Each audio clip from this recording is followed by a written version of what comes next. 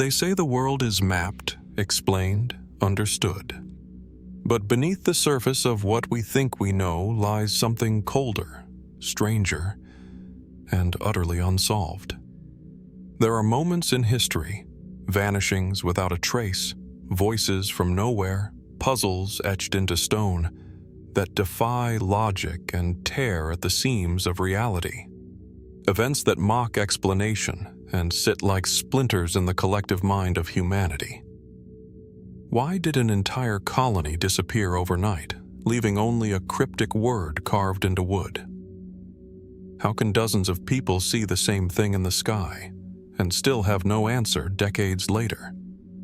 These are not ghost stories whispered around campfires. These are real, documented, still open cases. And tonight, we're peeling back the veil. From chilling encounters in remote forests to ancient riddles science still can't crack, here are 28 unsolved mysteries that continue to baffle, disturb, and haunt us. Each one a thread in a larger tapestry of the unknown, each one a challenge to what we believe is possible. So sit back, relax, and let's dive deeper into the mystery.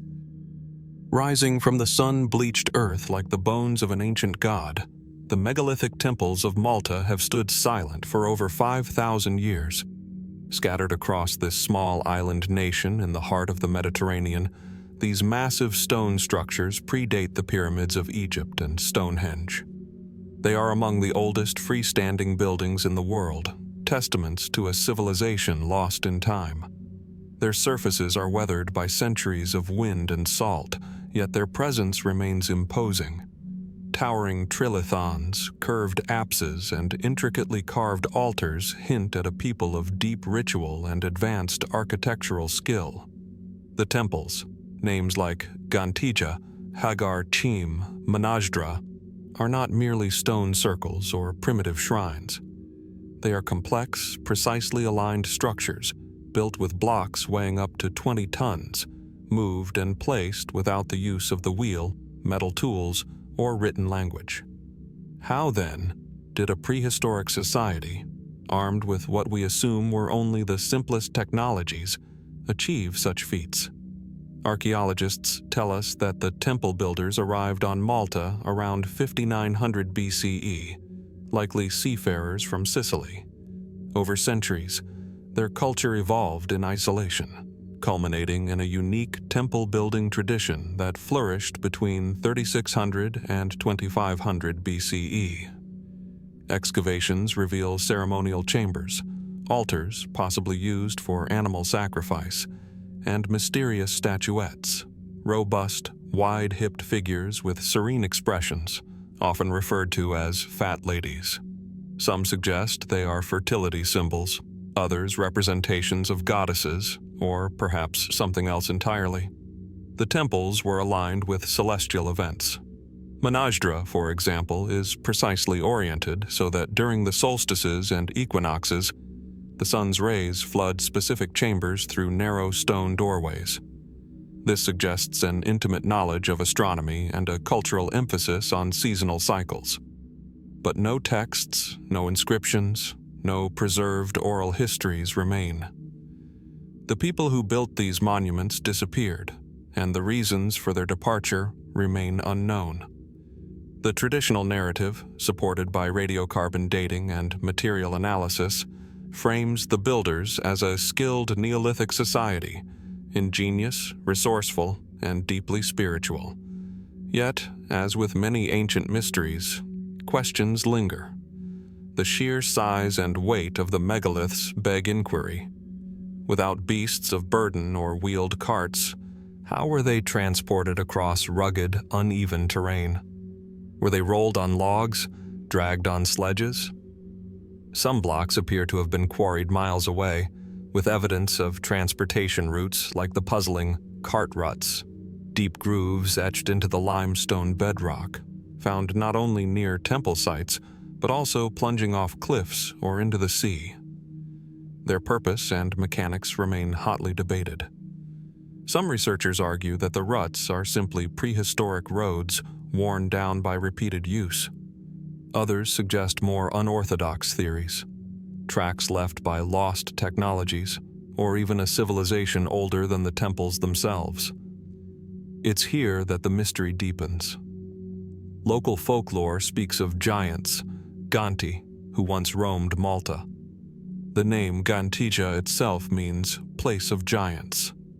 According to legend, the temples were built by a towering woman named Sansuna, who carried the stones on her head while nursing a child. Folklore, of course, is not evidence. But it does raise the question, why did the ancients associate these places with beings of immense size and strength? Could it be metaphor? A mythic way of expressing awe at the accomplishments of their ancestors? Or does it hint at a cultural memory of something or someone beyond our current understanding?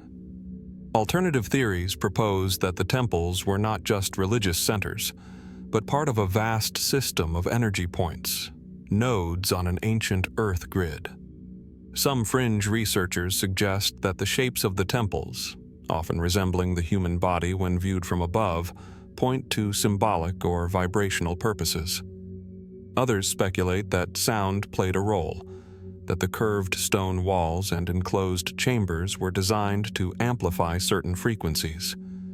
Indeed, acoustic studies have shown that some inner rooms produce powerful resonance at specific tones. Could these have been intentional? Was this knowledge spiritual, scientific, or both? And then there's the absence. The striking lack of skeletons, tools, or definitive signs of daily life around the temples suggests that they were not dwellings, but something more specialized. But if they were ceremonial, where are the graves? The written records? The cultural debris that usually surrounds long-term settlement? All we have are the stones, the carvings, the quiet. Even the disappearance of the temple builders is shrouded in mystery. By around 2500 BCE, temple construction ceased. The civilization vanished, replaced centuries later by Bronze Age peoples who made no attempt to continue the architectural tradition. Some suggest climate change, soil exhaustion, or external invasion. Others point to religious collapse, or a slow societal decline that erased itself from memory. But we don't know. Not truly. What we're left with is a sense of something vast and unfinished. A civilization that rose, created, and then vanished, leaving behind monuments that challenge our understanding of ancient capability. Were they truly the work of forgotten engineers? An echo of human innovation pushed to its limits? Or is there something we've yet to grasp? A piece of the puzzle still buried beneath centuries of stone and silence. In the quiet halls of Manadra, where sunlight filters through carved portals just as it did 5 millennia ago, the air seems to hum with questions. Who were they? What did they know? And what else might lie beneath our feet, waiting to be uncovered? The truth, it seems, is still resting in the stone. As we leave behind the windswept temples of Malta, our journey into the unknown takes us far east, to the banks of the Indus River, where dust and silence cling to the remnants of one of the world's earliest civilizations. Here, in the arid plains of modern-day Pakistan and northwest India, the ruins of the Harappan, or Indus Valley, civilization lie buried beneath time. Baked brick walls, grid-like city streets, ancient granaries, and public baths.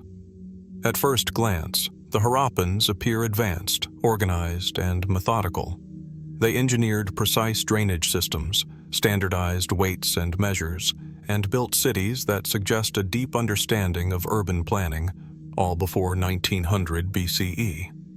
But amid this striking order, a profound mystery remains. Etched into stone seals, carved onto pottery, and inscribed on small tablets is a script, compact, cryptic, and unbroken by time. Tiny symbols, often no more than 5 to 7 characters long, arranged in rows. Some resemble human figures. Others look like plants, tools, or animals, particularly the recurring image of the so-called unicorn, an unknown beast depicted in profile. Despite being discovered over a century ago, this writing, known as the Harappan or Indus script, has never been deciphered. We can see it, we can catalog it, but we cannot read it. Why? Unlike Egyptian hieroglyphs, which were unlocked through the Rosetta Stone, or Mesopotamian cuneiform, which evolved into a readable phonetic system, the Indus script remains mute. There is no known bilingual text, no parallel language, no key to unlock the code. The Harappans left no long inscriptions, no grand steles, no recorded histories. Most texts are brief, sometimes only a few characters long. Were they names, labels, sacred phrases, economic records? We can only guess. For decades, scholars have debated even the basics. Is it a language at all? Some linguists suggest the script represents a full writing system, possibly a precursor to Dravidian or another early South Asian language. Others argue it may be symbolic, a proto-writing used for identification or ritual, not communication. Without longer texts or an understanding of the spoken Harappan language, the trail quickly goes cold. But perhaps the mystery lies not only in what the Harappans wrote, but why they left so little. Their cities show few signs of centralized power. No palaces, no obvious temples, no lavish tombs. Their society appears remarkably egalitarian for the time. Was the script intentionally minimalist? Or did they possess oral traditions so rich and enduring that writing played only a supporting role? And then there's the disappearance. By around 1900 BCE, the great Harappan cities were in decline. Trade networks collapsed, populations dispersed. Some point to climate change, shifts in monsoon patterns, or the drying of the Sarasvati River. Others propose internal unrest, or perhaps an epidemic. But again, we are left without direct testimony. The people vanished, and with them, the key to their language. Alternative theories have filled the silence. Some suggest the script was encoded to obscure meaning, used by a priestly class to guard sacred knowledge. Others go further, proposing links to Sumerian culture, or even contact with ancient civilizations long considered myth. A few fringe ideas entertain the possibility of lost technologies or a precursor culture whose memory has faded entirely from the archaeological record. And what of the symbols themselves? Many appear to follow patterns, repetitions, combinations, positional rules that resemble the structure of real language. Computational analyses have shown statistical regularities akin to known writing systems, but without a decipherable phonetic base, speculation continues. Some claim to have cracked partial meanings, identifying signs for rulers, professions, or religious concepts, but no consensus has emerged. Why did such an advanced civilization leave behind so little in the way of readable records? Was it circumstance, a combination of perishable materials, natural disasters, and time? Or was the script never intended for mass communication? Some scholars argue that what survives may represent only a fraction of Harappan writing, perhaps elite or ritual use, with the rest lost on organic media like palm leaves or bark. And yet, the images persist. A merchant's seal stamped with animals and cryptic marks. A clay tablet with worn impressions. A broken amulet bearing characters that no one alive can pronounce. These fragments whisper of a world once connected by symbols we can still see but cannot understand. In recent years, machine learning and AI have entered the conversation. Researchers have used algorithms to study character patterns, hoping to detect linguistic properties or correlations with known languages. Still, the results are inconclusive, tantalizing but incomplete. But every new discovery, a carved token, a buried shard, offers the promise of a breakthrough. And yet, every lead brings fresh complexity. No Rosetta Stone has emerged. no definitive interpretation has stood the test of scholarly consensus. So we continue to ask, who were the Harappans truly? What did their symbols mean to them? Were they marking ownership, invoking the divine, or recording the transactions of everyday life? Did they speak a language long forgotten, one that left no descendants? Or have we simply not yet learned to hear it?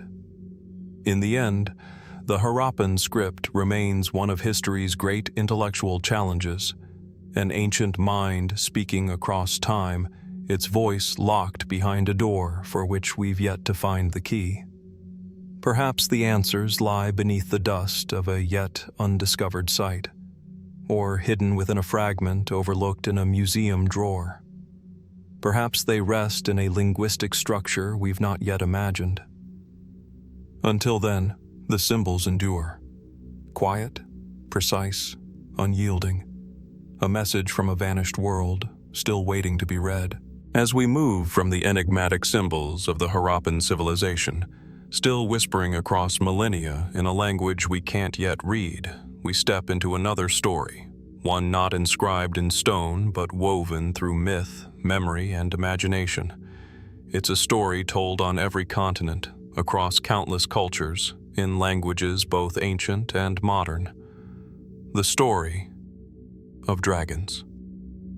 From the mist-shrouded mountains of China to the green hills of medieval Europe, from the deserts of Mesopotamia to the jungles of Mesoamerica, the image is unmistakable.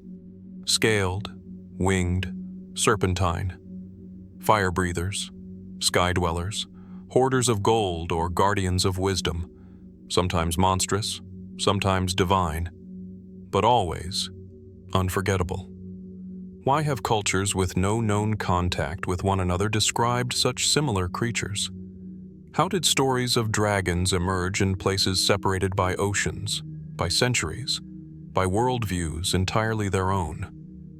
To understand the mystery, we must look to the earliest roots of the legend. In China, the dragon is long, a symbol of imperial power and celestial balance, deeply embedded in tradition for over 5,000 years. These dragons are often benevolent, associated with rainfall, rivers, and renewal. In contrast, the dragons of medieval Europe are usually creatures of chaos, hoarders of treasure, beasts to be slain. And in Hindu and Buddhist traditions, Nagas, serpent-like beings, occupy a space somewhere between deity and demon, often guarding sacred places beneath the earth. The names vary, the forms shift, but the core idea remains. A powerful, often serpentine creature, older than humanity, dwelling just beyond the reach of our known world. Could such a global pattern be coincidence? Some historians argue the dragon is a universal metaphor, an archetype, a way for early humans to make sense of the dangerous world around them. Consider the dragon's features: claws, fangs, scales, wings, and breath like fire. Could these traits represent a combination of real predators, big cats, snakes, birds of prey, perhaps even crocodiles, fused into a single exaggerated form? It's possible. The human brain is uniquely tuned to detect threats in nature. From the rustle in tall grass to the silhouette of a predator against the sun, ancient humans learned to imagine danger before it struck. Could the dragon be a product of that instinct? A composite fear, sharpened over generations into story? And yet, other explanations linger.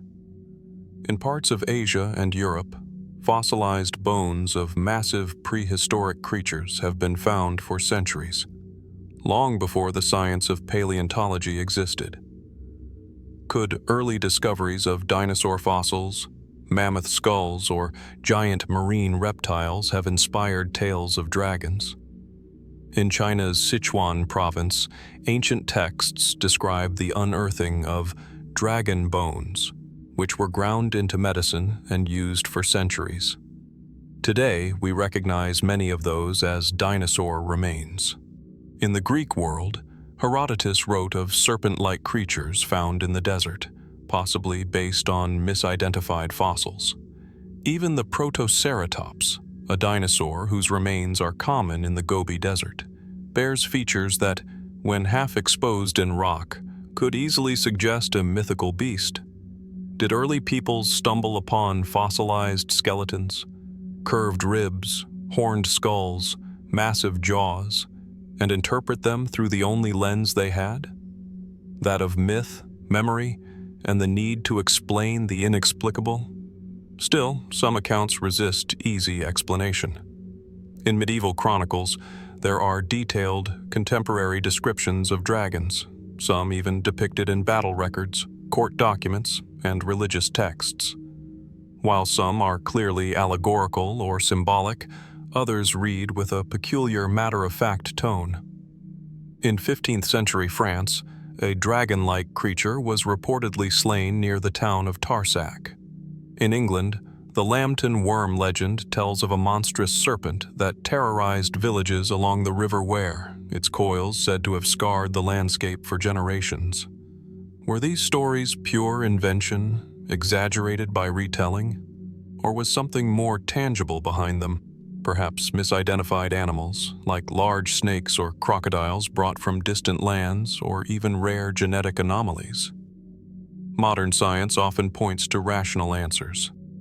A Nile crocodile transported to Europe by traders could easily terrify those who had never seen one. Enormous pythons or monitor lizards, out of place and out of time, may have sparked panic and tale. Yet, not all explanations lie in zoology or paleontology. Some scholars and fringe theorists propose that the dragon reflects a deeper layer of human experience, one that touches the symbolic and the psychological. Carl Jung saw the dragon as a representation of the shadow self, a creature guarding the treasure of transformation. In mythology, slaying the dragon often leads to rebirth, wisdom, or the reclaiming of order. Could this be why dragon stories persist? Not as historical record, but as spiritual metaphor, arising from within, not from without. Others take the mystery further, suggesting that the dragon is a distant memory of something not recorded in history books. That perhaps in humanity's deep past, far older than we assume, there existed creatures or intelligences that have since vanished, leaving only whispers in story and symbol. Is this myth, or is it memory? As we follow the trail of dragon legends through time, we're left with fragments, bones in the earth, ink on old parchment, echoes in the collective imagination. No single theory satisfies all the questions. The legends span continents and centuries. They evolve, adapt, and yet somehow remain the same. So, what is the truth behind the dragon? A misunderstood fossil? A metaphor? A memory? Or something else entirely? The answer, like the creature itself, remains just beyond reach, soaring through the mists of time, coiled in our collective subconscious, waiting, always waiting, to be seen for what it truly is.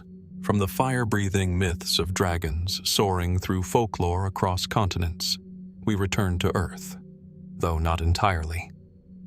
Our next enigma also concerns flight, not in story, but in artifact. We travel now to Egypt, not to the towering pyramids or the sprawling tombs of kings, but to a quieter place, Saqqara. This vast necropolis served as the resting ground for generations of ancient Egyptians, a city of the dead where stone meets desert and time feels suspended. It was here, in 1898, during the excavation of a tomb dating to around 200 BCE, that archaeologists uncovered something curious. At first glance, it appeared simple, perhaps even mundane. A small wooden object, about 15 centimeters long, shaped like a bird. Delicate wings, a straight tail, a vertical rudder-like fin. Carved from sycamore, time-darkened and featherless. It was catalogued without ceremony and placed among other burial items in the Cairo Museum, labeled simply as a bird-shaped object. But over time, subtle questions began to surface. Unlike the many stylized birds depicted in Egyptian art, this one had no legs. Its wings were flat and symmetrical, not curved in the way that a purely decorative or religious object might be, and its tail was vertical, not horizontal, as one would expect for a typical bird's anatomy. It didn't look like a representation of nature. It looked engineered. Could this small artifact be more than a figurine? Could it represent a deeper, perhaps forgotten, understanding of flight? In the 1960s, an Egyptian physician and amateur archaeologist named Dr. Khalil Messiha brought new attention to the artifact. He believed it bore aerodynamic features and might have been an ancient attempt at modeling flight, what he referred to as a glider, perhaps even a prototype. To test the theory, replicas were made, scaled to larger proportions, crafted from similar wood. Some, with only minor modifications, were capable of gliding when launched. They exhibited characteristics consistent with basic principles of lift and airflow. The vertical tail, though not optimal, suggested some attempt at stabilization. Was it possible that the ancient Egyptians had not only observed the flight of birds, but had experimented with the physics of it? Mainstream archaeologists were cautious. Many regarded the object as a simple toy, perhaps a ceremonial piece placed in a child's tomb, or a symbolic offering representing the soul's journey into the afterlife. After all, flight in Egyptian mythology was often symbolic, linked to the falcon-headed god Horus, or the soul's transformation into a bird, the Bee, after death. Still, the object didn't neatly align with other known examples of Egyptian craftsmanship. There are no hieroglyphs on the piece, no clear documentation or depictions of it in use. No similar objects were found in other tombs. It stands alone, silent, ambiguous, oddly aerodynamic. And so the debate continues. Could this be an isolated artifact from a moment of forgotten innovation? Evidence of an ancient Egyptian understanding of gliding principles lost to time? Or are we, as some skeptics suggest, projecting our own technological perspective onto an object never meant to bear such meaning? From here, the conversation branches into more speculative territory. Some fringe theorists suggest that the Saqqara bird may be a remnant of a now lost body of technological knowledge, perhaps part of a tradition of experimentation or even contact with advanced knowledge predating known Egyptian science. Others claim it could be a scaled model of a functional flying machine, designed centuries before the concept of controlled flight would become reality in the modern era. A few go even further, tying the artifact to ideas of ancient aviation, part of broader theories that suggest advanced prehistoric civilizations may have achieved technological feats far ahead of their time. These ideas are tantalizing, but evidence remains thin. There are no propulsion systems, no written records, no accompanying machinery or diagrams. The artifact, so far, stands alone, singular, enigmatic, and unresolved. Yet the shape continues to provoke inquiry. Modern aviation engineers have examined the design. Some note that its proportions bear resemblance to modern gliders. Others argue that certain design flaws, such as the lack of a horizontal stabilizer, would have made true flight impossible without modification. And yet, even in its imperfection, the piece seems to suggest an attempt at understanding flight that feels intentional. If it were merely a child's toy, why this particular form? If it were symbolic, why depart so strongly from the stylized forms typical of Egyptian religious iconography? We are left with questions that drift like the desert wind across time. These ideas are tantalizing, but evidence remains thin. There are no propulsion systems, no written records, no accompanying machinery or diagrams. The artifact, so far, stands alone, singular, enigmatic, and unresolved. Yet the shape continues to provoke inquiry. Modern aviation engineers have examined the design. Some note that its proportions bear resemblance to modern gliders. Others argue that certain design flaws, such as the lack of a horizontal stabilizer, would have made true flight impossible without modification. And yet, even in its imperfection, the piece seems to suggest an attempt at understanding flight that feels intentional. If it were merely a child's toy, why this particular form? If it were symbolic, why depart so strongly from the stylized forms typical of Egyptian religious iconography? We are left with questions that drift like the desert wind across time. Was the Saqqara bird a toy, a ritual object, a scientific model, or a relic of forgotten experimentation? Could it be the only surviving trace of an entire category of knowledge now lost beneath the sands of Egypt? Perhaps it was just a carved bird, or perhaps it was a dream-given shape, an ancient artisan's glimpse of what might one day be possible, a wooden whisper of the skies. And if so, what else might lie hidden in tombs not yet opened or misunderstood in museum cases, waiting, like this small wooden glider, for someone to ask the right question? In this fragment of carved sycamore, the ancient and the modern collide, and the mystery remains aloft. From the quiet enigma of the Saqqara bird, its slender wings carved in wood, still stirring questions of ancient flight, we now descend into something altogether more grounded and far more visceral. The rolling hills of Iron Age Britain hold secrets that speak not of sky and spirit, but of earth, bone, and conflict. In the damp, loamy soils of this ancient land, long before the Romans arrived, tribal societies lived and died by the sword, or the blade, or the spear. And among the many artifacts unearthed from this time, pottery, weaponry, jewelry, there is one that remains as puzzling as it is unsettling. It is a comb, roughly carved, simple, about the size of a palm. But this is no ordinary grooming tool. It was not fashioned from wood, antler, or ivory, as many Iron Age combs were. This one is different, because this comb was made from human skull. Discovered in the East Riding of Yorkshire, in what was once a wetland area, the object was unearthed in layers of silt and peat, preserved for over 2 millennia.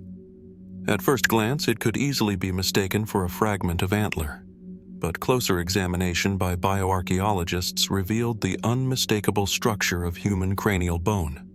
The comb had been carefully cut from the curved parietal region of a human skull. Teeth had been notched into one end, and a hole drilled into the body, perhaps for hanging or wearing. It is one of only a handful of such objects ever discovered in Britain. Scarce, enigmatic, and haunting. Why would anyone make a comb out of a human skull? Some archaeologists suggest a practical answer. In Iron Age Britain, nothing was wasted. Bone and antler were routinely worked into tools. Could this comb simply be an extension of that utilitarian tradition? A case of using available material no matter how macabre? But the human skull was not just another piece of bone. Across many ancient cultures, including those in prehistoric Europe, the skull held symbolic weight. It was the seat of identity, thought, power, even the soul. In Iron Age Celtic society, there is evidence that the heads of enemies were collected and displayed, believed to retain spiritual potency even in death. Was the skull comb a personal object, a funerary item, or something else entirely? Some theorize it was a token of remembrance, crafted from the remains of a fallen loved one, perhaps worn as a pendant, touched daily as a form of ancestral communion. Others suggest it may have belonged to a warrior, fashioned from the remains of a vanquished enemy, a physical manifestation of triumph, meant to intimidate and inspire. Or could it have had ritualistic significance? The wetland where the comb was found was no ordinary site. It may have been a liminal space, neither land nor water, a place often associated with offerings, transformation, and the crossing between worlds. We know that the ancient Britons deposited valuable objects into bogs and rivers, swords bent out of shape, shields, cauldrons, even human remains. Perhaps the comb, too, was part of such a rite, a gift to the gods, or a passage offering for the dead. But why make a comb, specifically? Some scholars point to the symbolic associations of combs across time and culture. Combs are often linked with purification, with transition, with preparation for the afterlife. In some cultures, they are talismans, markers of status or sacred function. Was this comb a ritual object used in ceremonies we no longer understand, or was it intended to be used at all? The teeth are uneven. Some appear deliberately blunted, where analysis suggests it may not have seen much actual use.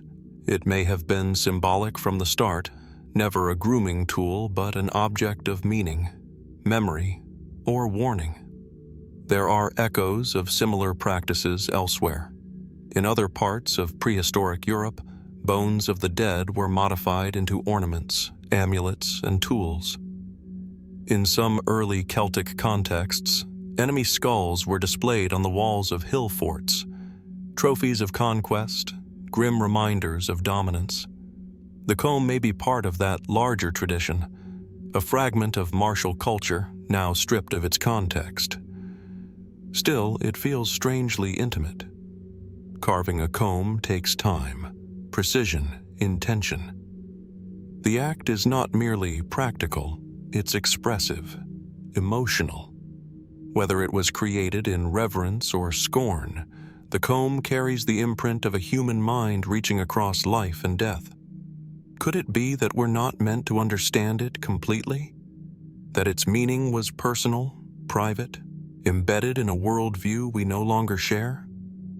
Fringe theorists have proposed more esoteric ideas, that the comb may have had magical properties, an object infused with the energy of the person whose skull it once was, that it played a role in shamanic ritual or served as a tool in communication with the dead. But such theories, while intriguing, remain speculative. Still, we are left with the artifact, stark, tactile, real, and unanswered questions. Who was the person whose skull became this object? Were they loved? Feared? Did they consent to this transformation? Or was it an act of power and defiance? And who held the comb? A priest? A warrior? A grieving son or daughter? The answers are lost in the soil of time. What remains is the object itself, bone, reshaped by human hands. A comb that defies simple classification. Not quite tool, not quite art, not quite symbol, or perhaps all three. It rests now behind glass, carefully preserved under museum light. But once, it was carried through wind and rain, held in flesh-covered hands, imbued with meaning we can only imagine. A whisper from Iron Age Britain, soft but undeniable, and one that still waits to be understood. From the misty highlands of Iron Age Britain, where human bone was once shaped into sacred tools or trophies, we now journey across time and continents, southwest to the verdant landscapes of Central America. Here, amid the thick rainforests and slow-moving rivers of Costa Rica's Diquís Delta, another mystery waits in silence. Scattered across the lowlands, half buried in soil or proudly displayed in plazas, lie hundreds of near-perfect stone spheres, some no larger than a grapefruit, others massive, weighing up to 16 tons and measuring over 2 meters in diameter, smooth, symmetrical, impossibly round. They are known simply as las bolas, the balls. To see one up close is to encounter something strangely out of place. Surrounded by the organic chaos of the jungle, twisting roots, thick canopies, buzzing insects, the geometric perfection of these stones feels deliberate, unnatural. Yet there they sit, embedded in the land for centuries, possibly longer, enduring time, weather, and conquest. But who made them? How? And why? The spheres were first brought to global attention in the 1930s during banana plantation expansions by the United Fruit Company. As workers cleared the dense forest to lay rail lines, they began unearthing the spheres, dozens of them, arranged in clusters, lines, even apparent geometric patterns. Some were moved, others were damaged. A few were dynamited, in the hopes that gold or treasure lay hidden within. But there was no gold, only granite. Many of the spheres are made from gabbro, a dense igneous rock that does not occur naturally in the immediate area. Others are carved from limestone or sandstone. Archaeologists believe the stones were shaped by the hands of the ancient defy culture, which thrived in this region between 700 and 1500 CE, long before European contact. But beyond that general attribution, the details remain elusive. How did a pre-Columbian society, without metal tools, without the wheel, without pack animals, manage to carve, transport, and position these enormous stone spheres with such extraordinary precision? Some researchers argue that the spheres were painstakingly crafted using hammerstones, controlled heat, and polishing techniques. The shaping process may have involved chipping away rough edges, then smoothing with sand and clay. It would have taken not days or weeks, but months of continuous labor, focused, skilled, and communal. Yet, many of the spheres exhibit an astonishing degree of symmetry, some with an error margin of less than a few millimeters. Without modern measuring equipment, how was such consistency achieved? And then there is the matter of movement. The gabbro used in many of the larger spheres comes from sources up to 50 miles away, located in the foothills of the Talamanca Mountains. No evidence of carts, sledges, or drag marks has ever been definitively linked to their transport. Did the Dakis roll them, lever them, float them downriver? Or was there some unknown system, now lost to time? Equally puzzling is their arrangement. Some spheres were discovered in apparent alignments, rows, triangles, arcs. A few suggest astronomical orientations, though conclusive evidence remains scarce. Others were placed near important settlements, mounds, or burial sites. Were they boundary markers, status symbols, celestial calendars, or something more abstract, expressions of power, cosmology, or spiritual balance? The absence of written records from the Dakis culture leaves scholars with little direct insight. And after the Spanish arrived, much of the indigenous knowledge was disrupted or erased. Oral histories are fragmented. Archaeological context was often lost during the early 20th century disturbances. Even now, less than half of the known spheres remain in their original locations. So we are left with form, but not function. Some suggest that the spheres symbolized perfection, eternity, or divine presence. Others think they may have represented celestial bodies, echoes of the sun, the moon, or distant planets mirrored in stone. In some cases, spheres have been found at the entrances to ancient structures, guardians perhaps, or thresholds between the sacred and the mundane. But the mystery has also drawn more speculative attention. Fringe theories abound. Some propose that the spheres are remnants of an advanced, lost civilization, Atlantean, extraterrestrial, or otherwise. Others claim they were created using lost technology, knowledge beyond the known capabilities of pre-Columbian America. There are those who point to the sphere's geometric perfection as evidence of reverse engineering or intervention. Yet no inscriptions, no blueprints, no accompanying tools have ever been found. Geologists and archaeologists lean toward more grounded explanations: human ingenuity, time, and an obsessive attention to craft. Perhaps the spheres were less functional than ceremonial, objects of prestige, cultural identity, or religious significance. Perhaps the very act of making them was the purpose itself. Still, the questions persist. Why spheres? Why so many? Why such precision? Why here? Could the answers lie beneath the forest floor, where many more may still be buried, protected by roots and earth? Or have we already disturbed the most crucial evidence before we understood what we were looking at? Today, the stone spheres of Costa Rica stand as national symbols, protected UNESCO World Heritage artifacts. They are admired, studied, and even replicated in public art, but they remain, at their core, unresolved. Crafted by unknown hands, shaped by unknown tools for unknown reasons. And yet, they endure. Quiet, unmoving, but not unremarkable. Monuments to something we can no longer see, but still feel. Are they the echoes of a forgotten art form, a lost cosmology, or proof of a capacity for precision far beyond what we've imagined of the ancient world? Perhaps, somewhere deep in the jungle, another sphere waits, waiting to be found, waiting to be understood. From the lush jungles of Costa Rica and the haunting perfection of its stone spheres, our path turns east, across the wide Pacific Ocean, where scattered chains of islands emerge from azure waters like stepping stones between continents and time. Here, in the remote federated states of Micronesia, lies one of the most enigmatic archaeological sites in the world. Rising out of a shallow tidal lagoon, perched on a coral reef just off the coast of Pohnpei Island, is a city of stone unlike any other. Madol, a name that means spaces between, referring to the narrow canals that weave between its artificial islets. It is a place of ruins, but not of desolation. Rather, Madol feels displaced. A vision half remembered, carved into basalt and bound to the sea.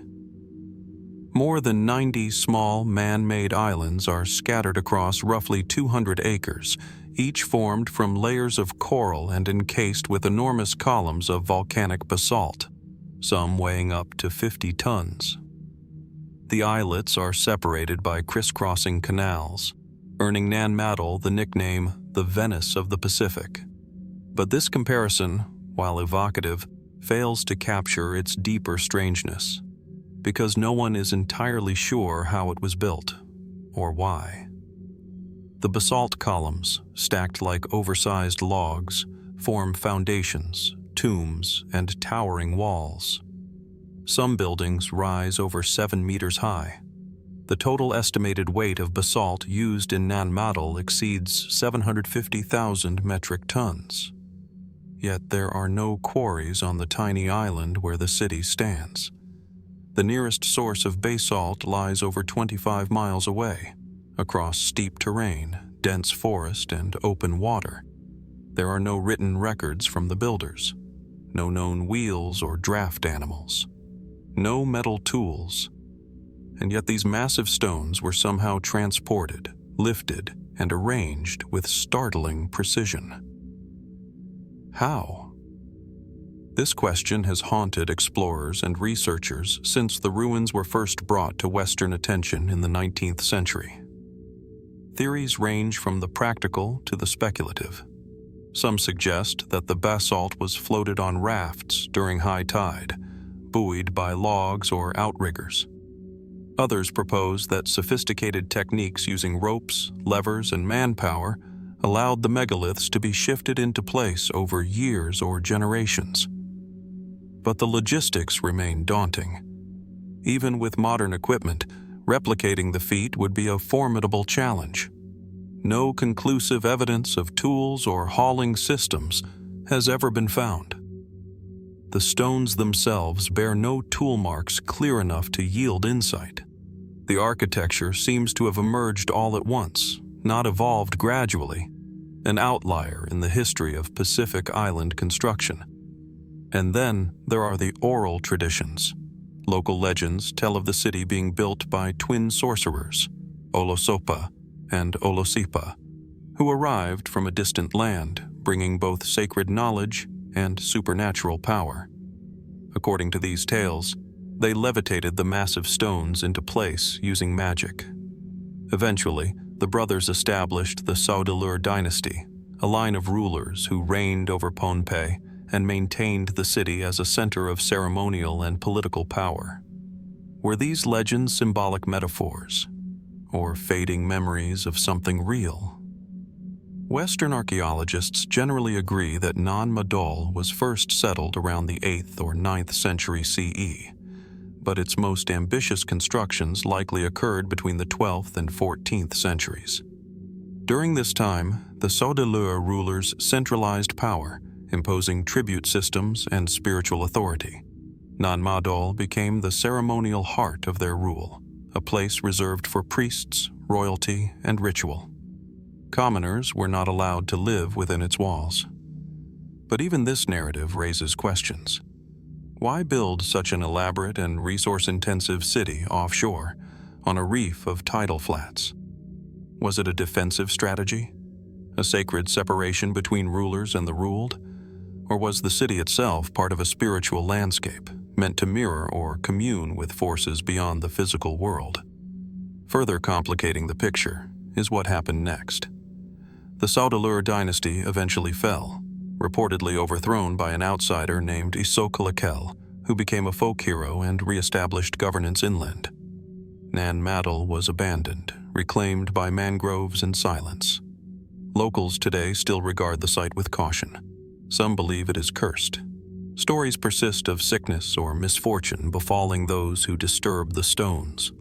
Divers exploring the ruins beneath the waterline have spoken of eerie sensations, of sudden chills in tropical waters.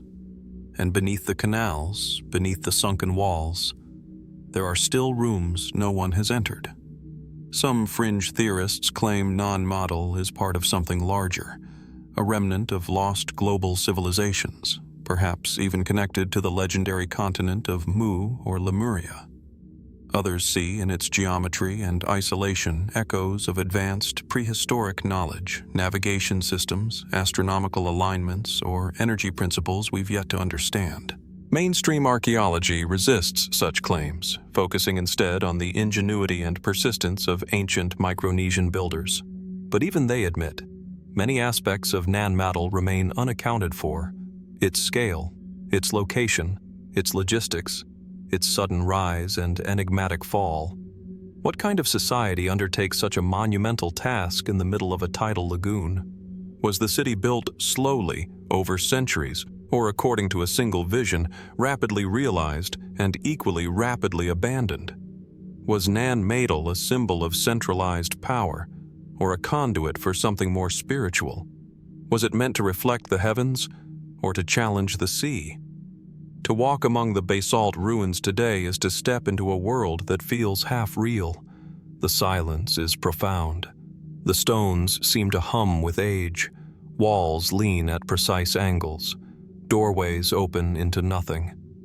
The jungle presses at the edges, as though trying to reclaim what was never meant to last. And yet, the city remains, neither wholly alive nor fully dead. A ghost of an idea. A place born of intention, labor, and mystery. What truths lie beneath its waters, beneath its stones, and how many more questions will rise before even one is answered? From the basalt canals of Madol, where stone and sea intertwine in defiance of time, we shift our focus not to a monument of stone, but to a document. A piece of parchment, delicate yet enduring, faded ink, elegant curves of Ottoman script, and a coastline, strangely familiar. It is 1513. The age of exploration is in full swing. European empires are carving new lines across the globe, propelled by sails, steel, and ambition. Maps are more than tools.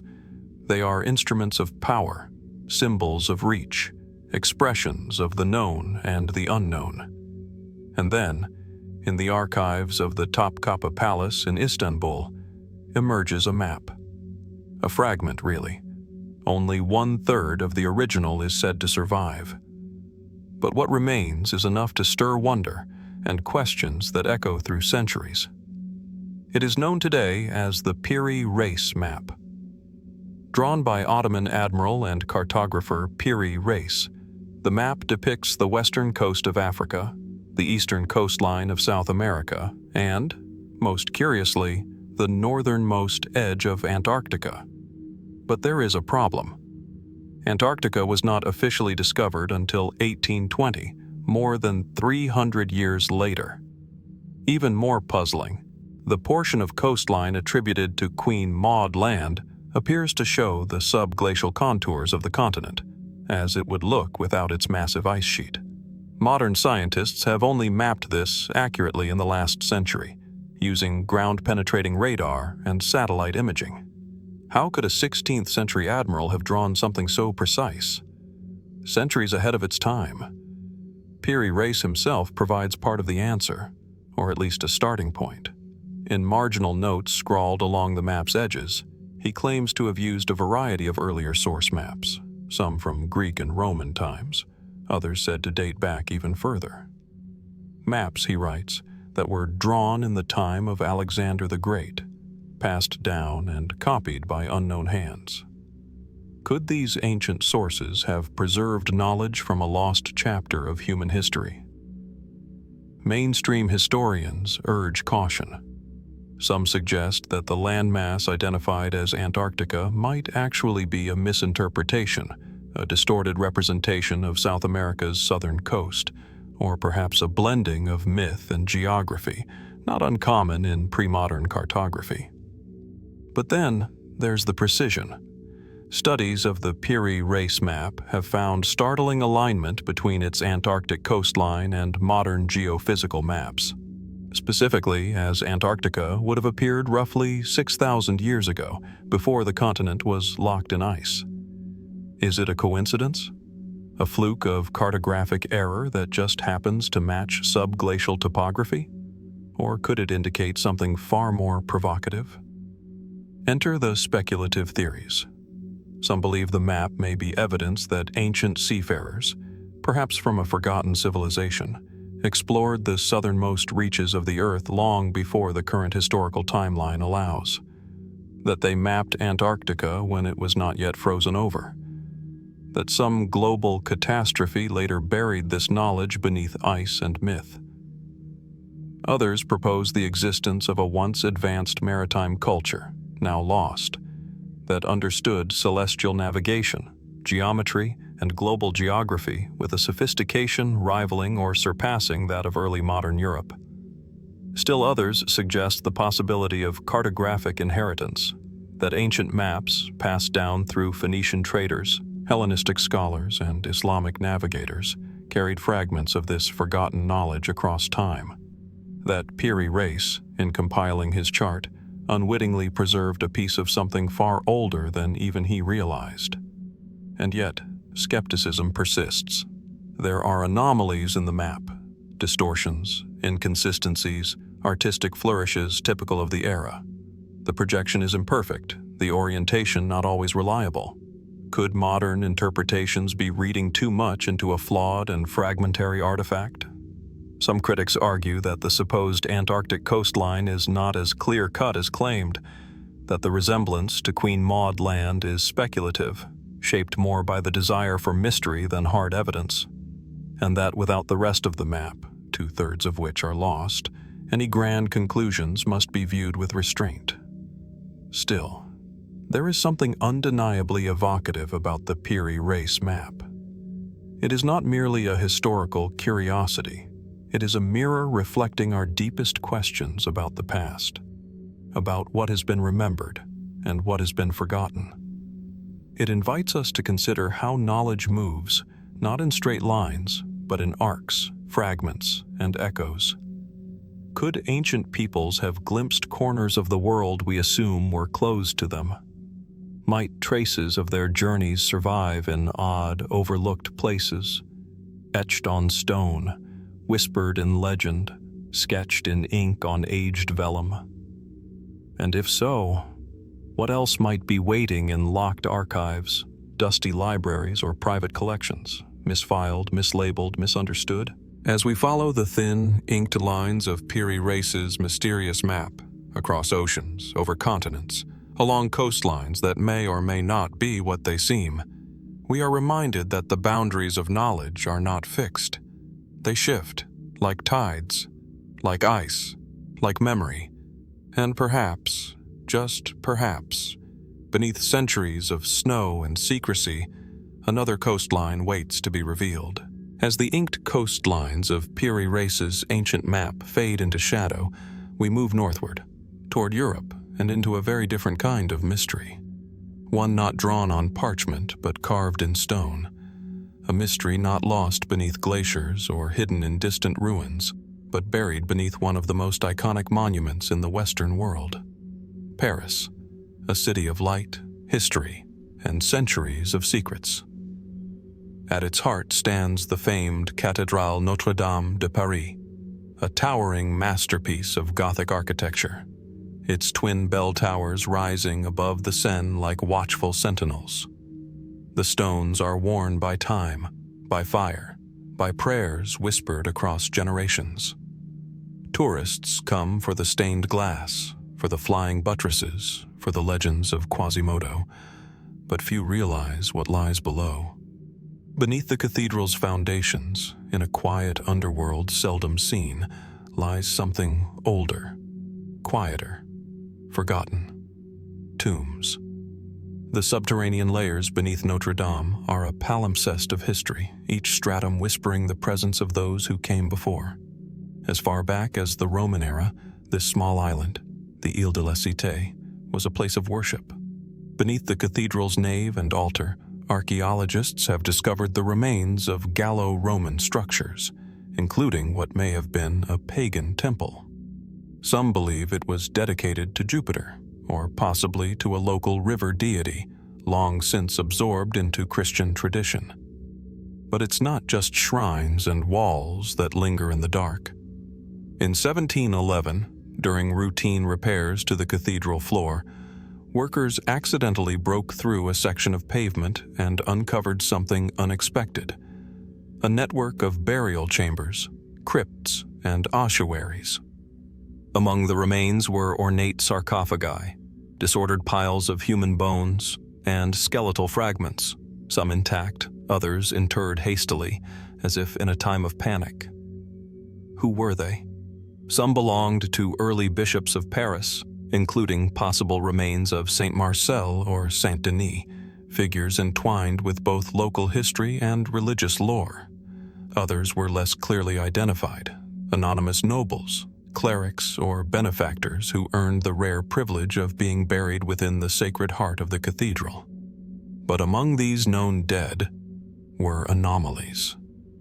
One tomb, unusually deep and sealed with heavy slabs, appeared to contain relics of unknown origin, its inscriptions eroded beyond recognition. Another burial, removed from the others and unmarked, held bones bearing signs of trauma inconsistent with natural death or Christian ritual. No official record of these individuals exists. And then there are the rumors, persisting even today among some clergy and caretakers, of tombs no one has entered, of stone corridors that lead into sealed-off chambers beneath the choir, below the apse, hidden behind centuries of architectural renovation. These whispers grew louder in the aftermath of the 2019 fire that nearly destroyed Notre-Dame.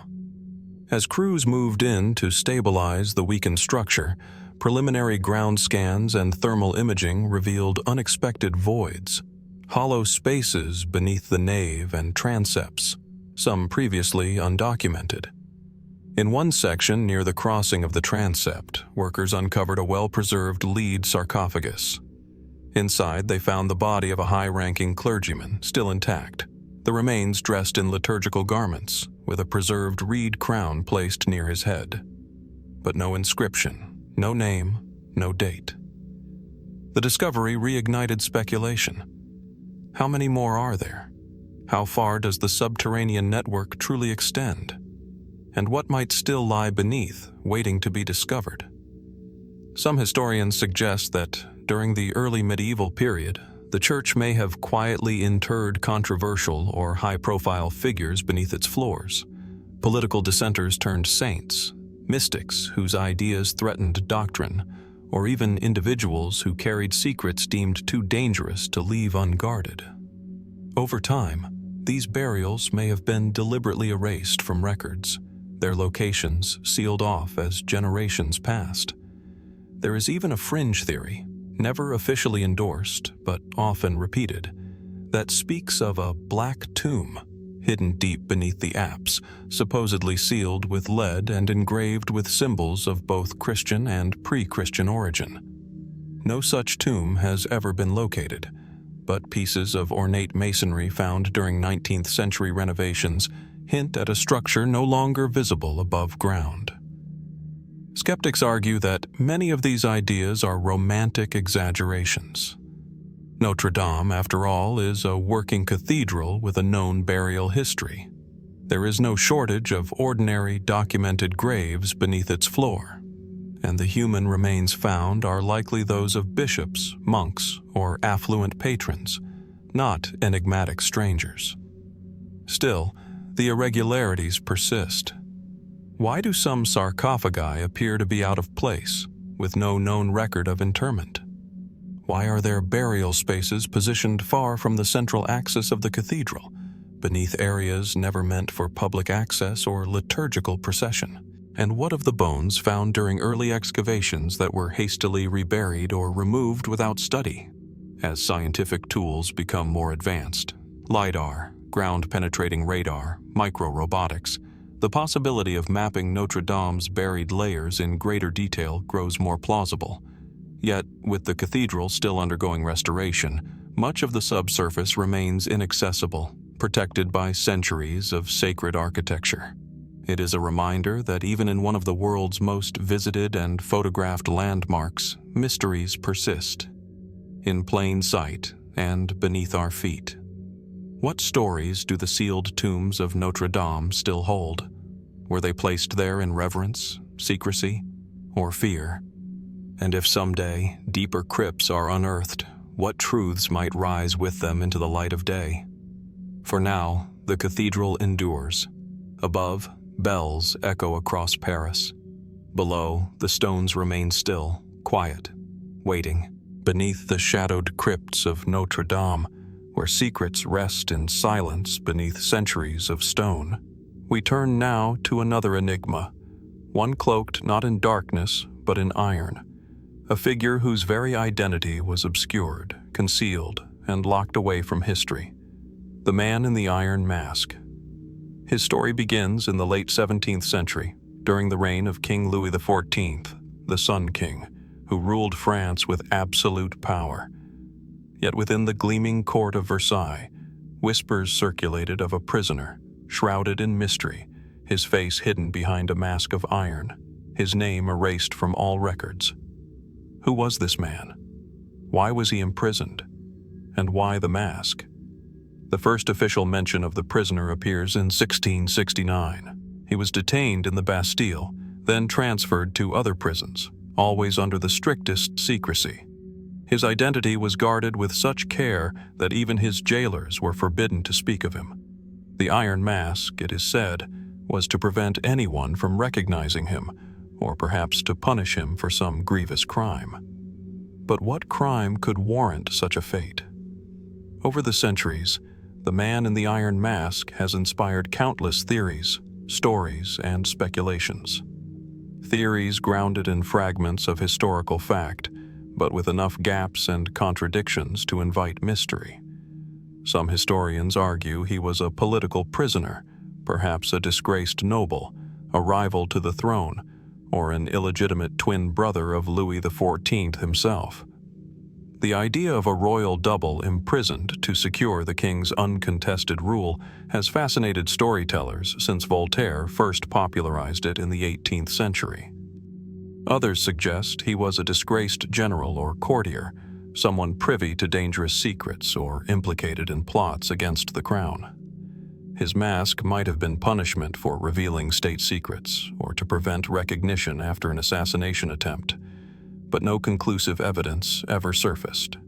The prisoner was moved repeatedly, from the Bastille to Pignerol, then the fortress of Sainte Marguerite.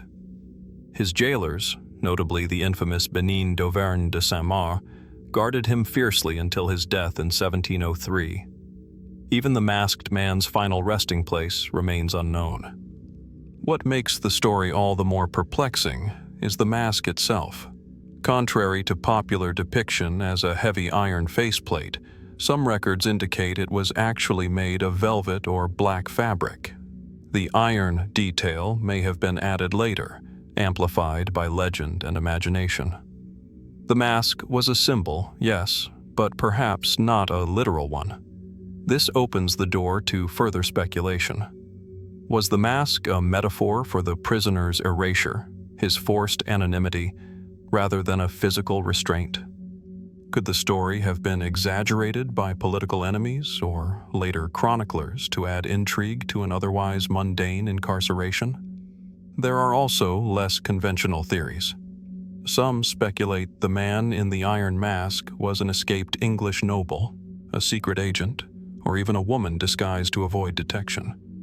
Others propose he was a victim of court intrigue, silenced to protect royal reputations or alliances. Modern attempts to identify the prisoner through archival research have met with frustration. Records from the period are incomplete or contradictory. Letters hint at his existence but never confirm his identity. Even some contemporaries doubted whether the mask was literal or symbolic. What remains clear is the deliberate effort to erase him, to lock him away not just physically but from memory. What truths lay behind the iron veil? Was he a man punished for ambition, for knowledge, for blood, or simply a scapegoat lost to the machinations of power? In literature and film, the man in the iron mask is a figure of tragedy and mystery, anonymous yet deeply human. But beyond myth, he represents a question that resonates beyond his time. How far will those in power go to hide their secrets? As we reflect on his story, the masked prisoner invites us to consider the faces we never see, the histories left unwritten, and the silent prisoners of our own forgotten pasts. And though the iron mask has long since rusted away, the question endures. Who was the man in the iron mask, really? And what might still be hidden beneath the surface, waiting for us to uncover? On a cold autumn morning in the small village of Woolpit, Suffolk, England, 2 children appeared in the year 1150. Children unlike any others the villagers had ever seen. They were not dressed in the familiar woolen garb of the region, nor did they speak any language known to the local people. Their skin was a peculiar hue, green, as if their very essence had been touched by something foreign, something not of this world. Their arrival, as sudden as it was mysterious, set in motion a tale that would grow stranger with each telling. Who were these children? Where had they come from? And why, above all, were they green? As the story goes, the children were discovered near a wolf pit, an ancient trapping device designed to capture wolves, hence the village's name, Woolpit. The villagers, curious and perhaps a bit alarmed, took the children in, offering them food and shelter. But the children were unable to eat the food at first, seeming repelled by it, until they were eventually given beans, an unfamiliar yet palatable food for them. It was only then that they began to consume, and over time their health improved. But the true mystery lay not in their hunger, but in their strange origins. When the children finally found their voices, they told a tale so far removed from the reality of the people of Woolpit that it seemed almost like a dream. They claimed they had come from a place called St. Martin's Land, a realm unlike any known to the people of medieval England. A land, they said, of perpetual twilight, where everything appeared green, much like their own skin. This cryptic statement only deepened the mystery. Could this be the world of the children's imagination, a fantasy conjured in the minds of 2 lost souls? Or was there something more to their story? Were these children refugees from some distant, unknown land? Or did they come from somewhere, or some time, else entirely? The village, unable to make sense of what they had been told, sent the children to the local lord, Richard de Calne. He too was baffled. What did these children mean by St. Martin's Land? Where had they come from? And why did they speak in a language that was incomprehensible to all but a few? It wasn't long before the children were placed under the care of the Lord's household, where they would remain for some time. As they adapted to life in the village, the girl, who was slightly older than her brother, learned English and began to share more details of their strange origins. Her story remained consistent: a land that was perpetually bathed in a dim, greenish light, and where the inhabitants lived in a state of peace until one day the children found themselves lost. It was then that they wandered into Woolpit, finding themselves in a world that seemed utterly foreign to them. The boy, however, grew ill and eventually died. His death, coupled with the absence of any clear explanation for their arrival, left many to wonder whether the children's story had any basis in reality, or whether it was simply the fantasy of two orphaned, displaced souls seeking a way to explain their hardship. But what if there was more to this story than the villagers could have known at the time? The green skin of the children, for instance, was not just a curious detail. It was a signal of something deeper, something possibly linked to their very origins. Some theories suggest that the children were not from some distant land at all, but from another time, a place or era that was not bound by the limitations of the world the villagers knew. Could they have been time travelers, displaced from their own time? Could they have wandered from an alternate reality, stepping through a portal into the medieval world of Woolpit by accident? After all, the girls' account of their home, the land of eternal twilight where everything was green, bears an uncanny resemblance to descriptions of temporal or dimensional rifts, where the laws of time and space bend in ways that defy logic. Another theory proposes that the children were victims of some strange illness or malnutrition, which could have caused their green skin. A rare condition called chlorosis, also known as green sickness, is known to cause a pale greenish tint to the skin, often a result of severe anemia. Could this have been the explanation for the children's strange appearance? And if so, how could they have arrived in Woolpit with such a tale of another world, if not through some form of trauma or delusion? Then there are those who point to the possibility of the children's green skin being the result of a diet unfamiliar to them, perhaps the strange beans they first ate upon arriving in Woolpit. Could these beans have caused a reaction, staining their skin with a greenish hue? It is, of course, possible that the children, deprived of their native food and environment, suffered from a physiological reaction that altered their appearance in ways that were not fully understood by the people of medieval England. But these explanations only scratch the surface of the mystery. What of the children's language? A dialect no one could understand. How did they know of a land, St. Martin's Land, that seemed to exist outside the known world? And why, after adapting to life in Woolpit, did the girl's story remain so consistent? Was she simply retelling a fabricated tale, or was there some deeper truth beneath her words? The fact that the girl survived and eventually integrated into the village, marrying and having children of her own, only adds another layer of intrigue. Did she simply become a part of the community, accepting her fate in a world so different from the one she had known? Or did she perhaps continue to carry with her the secrets of the strange land from which she had come? Despite all the theories, none can conclusively answer the question: who were the green children of Woolpit, and what was their true origin? Were they simply displaced humans, confused and lost? Or did they come from somewhere, or somewhen, beyond our understanding? What remains clear is that their story, like so many others, endures, lingering in the shadows of time. And as we search for answers, we are reminded that history is often full of mysteries, enigmas that, no matter how many explanations we try to offer, continue to elude us, leaving us to wonder what truths remain hidden beneath the surface of the known world. High in the arid plains of southern Peru, where the sun beats down relentlessly and the wind scours the earth, lies a mystery that has puzzled scholars, explorers, and scientists for centuries. These are the Nazca lines, an intricate network of massive, ancient geoglyphs etched into the desert floor, their true purpose and origin still unknown. From the ground, the lines appear as simple, unremarkable scratches across the Earth's surface. But from the sky, they form an entirely different picture. Giant, vivid images of animals, plants, and geometric shapes that stretch across a landscape so vast they can only be fully appreciated from above. The figures, ranging from a hummingbird to a spider, a monkey to a whale, seem to defy the limitations of their environment.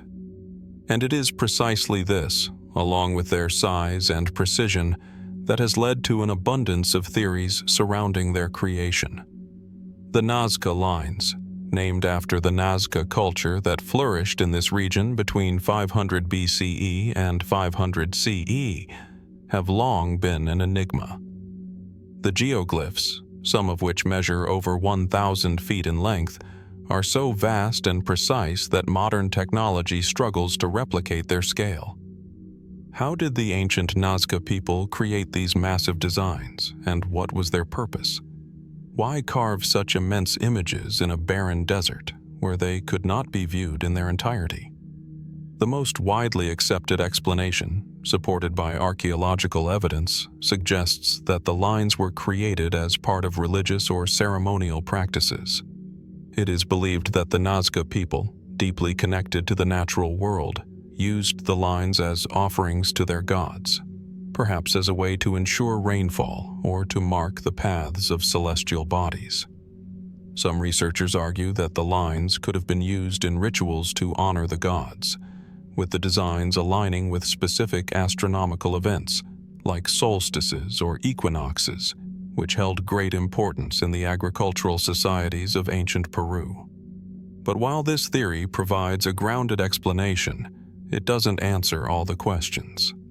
For one, how did the Nazca people, without the technology to fly, have the foresight to create such enormous figures that would only be seen in their entirety from the air? The sheer scale of the geoglyphs raises questions about their intended audience. Could the lines have been meant for the gods themselves, visible only from the heavens? Was the creation of these vast images an act of devotion, a signal directed not to the earthly realm, but to a higher, divine one? As the years have passed and our understanding of the Nazca lines has deepened, other, more speculative theories have emerged. Could these designs have been intended for extraterrestrials? Some proponents of this idea point to the vast size and precision of the lines, suggesting that they were created with an otherworldly purpose in mind.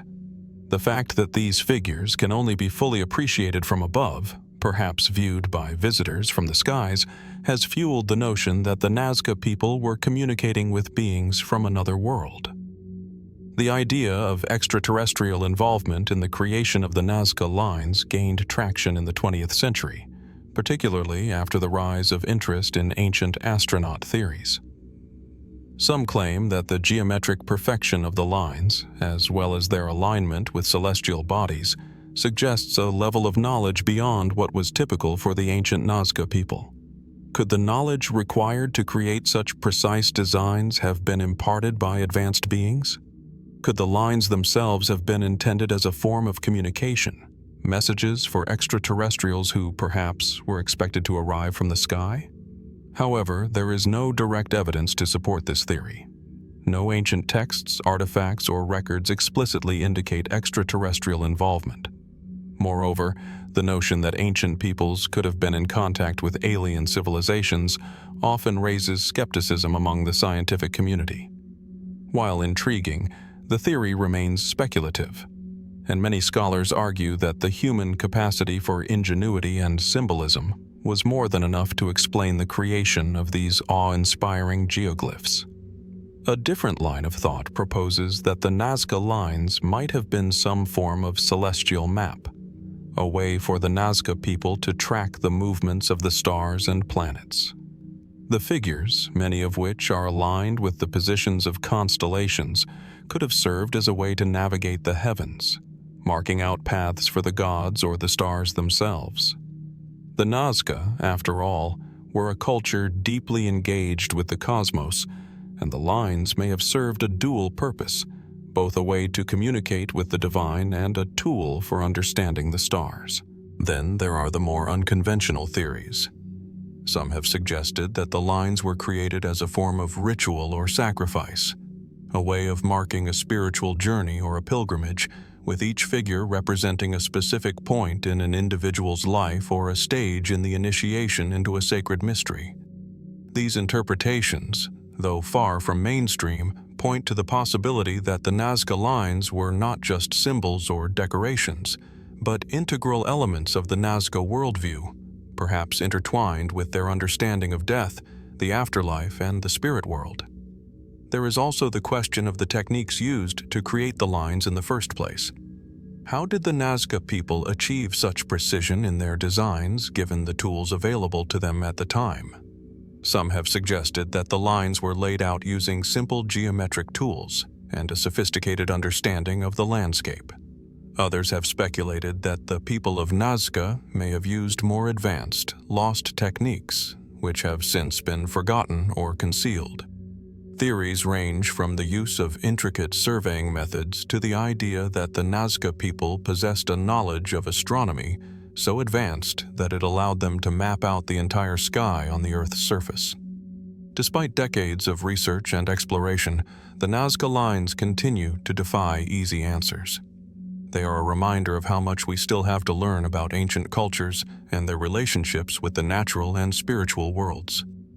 Were the lines messages to the gods, as some have suggested, or were they part of a grander, more cosmic communication meant to bridge the gap between the earth and the sky, the terrestrial and the divine? The more we learn about the Nazca lines, the more questions arise. Could they be a map to the heavens, or were they simply part of an elaborate religious practice? Were they a way of reaching out to extraterrestrial visitors, or an expression of the human desire to make sense of the stars above and the earth below? As we continue to study these remarkable geoglyphs, the mystery remains unresolved. Yet in their silent, sweeping grandeur, the Nazca lines continue to invite us to look up, to ask questions, to seek connections, and to wonder what messages might still be hidden, waiting to be uncovered beneath the surface of time. Amidst the labyrinthine corridors of ancient cultures, buried beneath the weight of centuries, lies an artifact so strange, so enigmatic, that its very existence seems to defy reason. These are the crystal skulls, a collection of meticulously carved, transparent human skulls made from clear or milky quartz, often said to be of great age, perhaps even dating back to ancient Mesoamerican civilizations. The most famous of these skulls, the Mitchell-Hedges skull, was discovered in 1924 by Anna Mitchell Hedges in the ruins of the ancient Mayan city of Luba Antun in Belize. It was a curious find, gleaming in the dim light of the jungle. Its smooth, polished surface reflected the sunlight in strange, almost hypnotic ways. At first glance, the skull appeared to be a simple artifact, perhaps a ceremonial object or a relic of some long-lost religious practice. But as the story unfolded, the mystery deepened. The Mitchell-Hedges skull is often hailed as the most significant of the crystal skulls, both because of its intricacy and its mysterious origin. Some claim it was carved by the ancient Maya, perhaps as a powerful tool, a spiritual object, or even a vessel for storing knowledge, perhaps even knowledge so ancient it has been lost to time. According to the legend, the skull possesses mystical powers, capable of bringing forth ancient wisdom or even granting the ability to communicate with the divine. But despite the allure of these stories, the skull's origins remain unclear. Some researchers have argued that the skull could not have been crafted by the ancient Maya, whose technology, they say, was not advanced enough to carve quartz with the precision and complexity required to create such an object. Quartz, a hard and crystalline mineral, is notoriously difficult to carve, requiring specialized tools and knowledge. How then could the Maya, who, according to conventional historical accounts, did not possess the technology to craft such a detailed object, have created something as refined as the crystal skull? As with many mysteries of the past, the first questions that arise are often the most puzzling. Who created these skulls, and why? What was their purpose, and why are they so meticulously designed? Could they have been part of some lost or forgotten civilization's sacred rites? Or do they represent something much older, perhaps a piece of ancient knowledge lost to history? One theory, grounded in the belief that these skulls are ancient artifacts, posits that they are relics of a long-forgotten culture, perhaps even a civilization more advanced than those known to us today. This theory suggests that the crystal skulls were carved as part of an elaborate ritual designed to preserve and transmit wisdom, knowledge, or even technology. Some proponents believe that the skulls could be instruments of communication, capable of accessing or recording ancient knowledge, perhaps even from extraterrestrial sources. This idea has captivated the imaginations of many, given the skull's enigmatic qualities and the inexplicable intricacy of their design. The notion that the skulls might contain ancient wisdom taps into a larger narrative, one that has been propagated for decades, if not centuries, that ancient civilizations possessed knowledge far beyond what we now know. Could the crystal skulls be a physical manifestation of this lost wisdom, a key to understanding the mysteries of the universe? According to some, these skulls are more than just artifacts. They are sacred objects imbued with energy, capable of unlocking hidden truths. In this view, the crystal skulls are not mere carvings, but powerful ancient tools that hold the key to a forgotten past. However, there are other explanations that seem more grounded in reality, though no less fascinating. Some researchers point to the possibility that the crystal skulls were created in the 19th or 20th centuries, perhaps as part of an elaborate hoax or a deliberate attempt to capitalize on the mystique of ancient artifacts. The idea of ancient knowledge, especially knowledge thought to be hidden or lost, has long been a powerful motivator for human imagination. Could the skulls be part of an elaborate scheme to profit from the fascination with the mystical and the unexplained?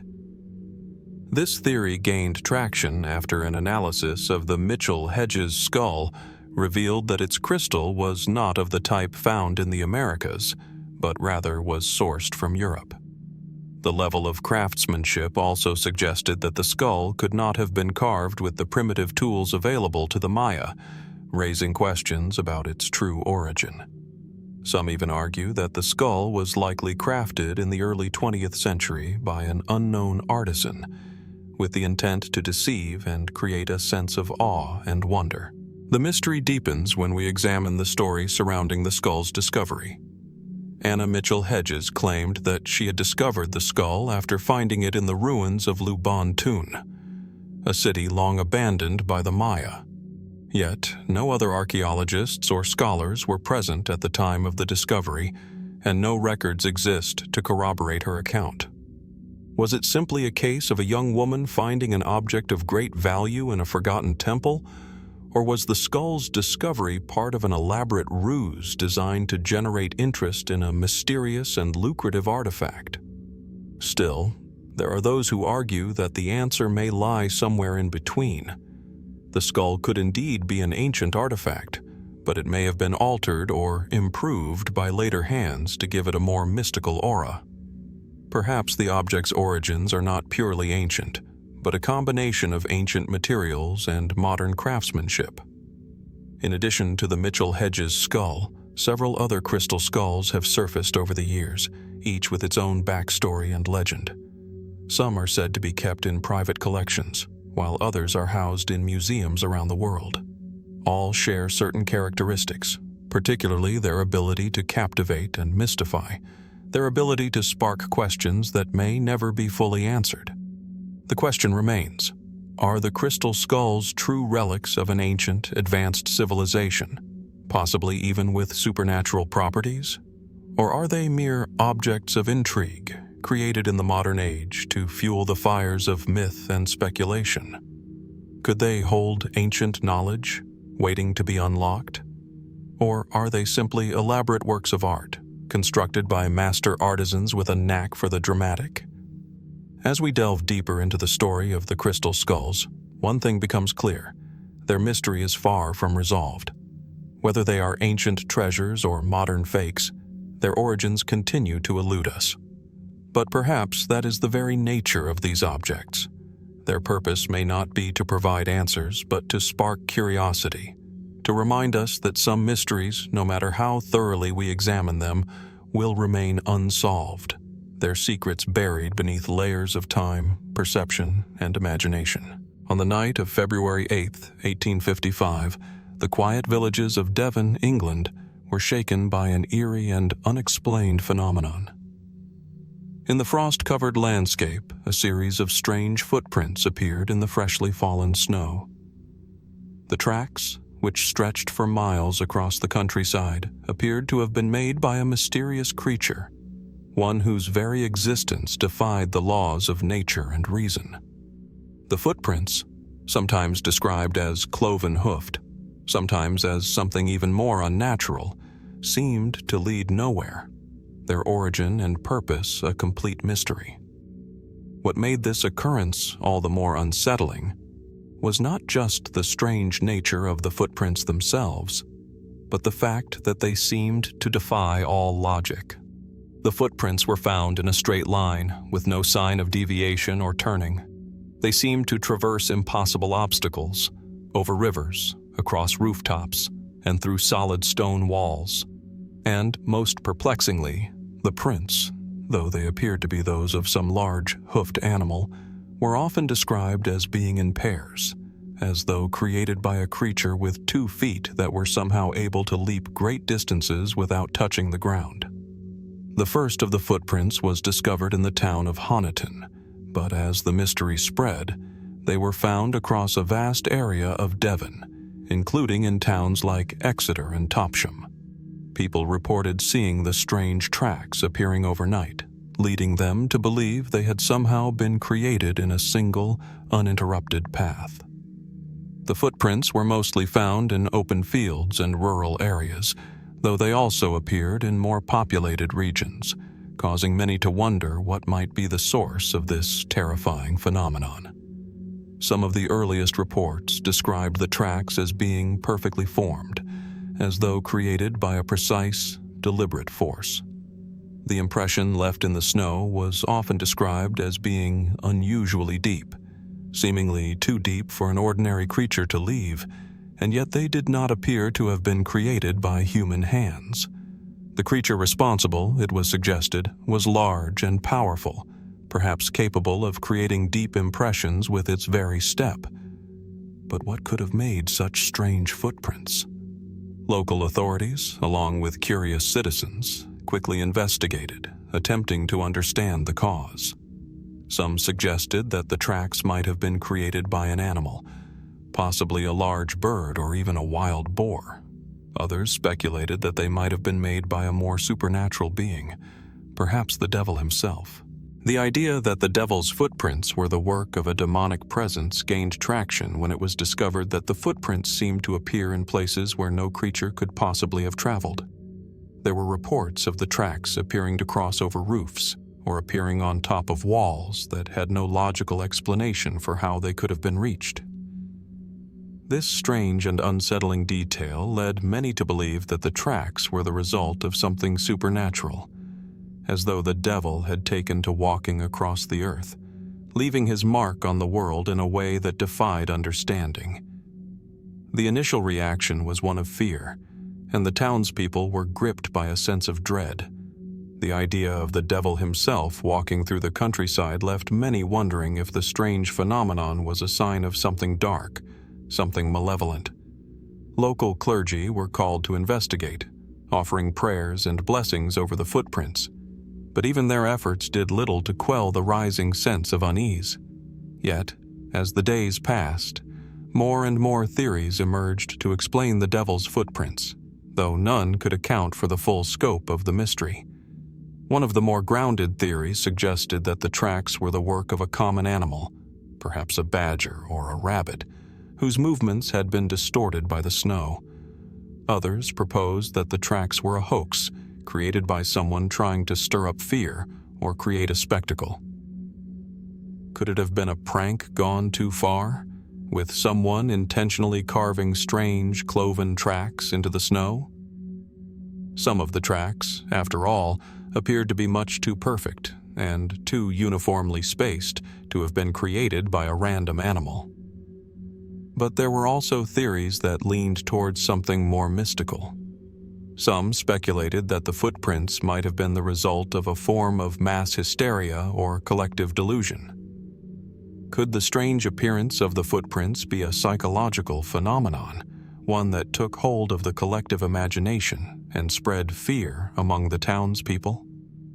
The power of suggestion, after all, can have profound effects on perception, and the idea that something supernatural had visited the area might have been enough to create the illusion of the footprints. Yet, for all the theories, there were no satisfactory explanations. And, as time passed, the mystery of the devil's footprints faded from the public eye, becoming a subject of local legend and folklore. Still, the question remains: what could have caused these strange, otherworldly prints? And why did they appear so suddenly, with no trace of their origin? The footprints may have faded with time, but their strange appearance and the fear they instilled continue to stir the imagination. Were they the work of some unknown creature, perhaps one that has yet to be discovered?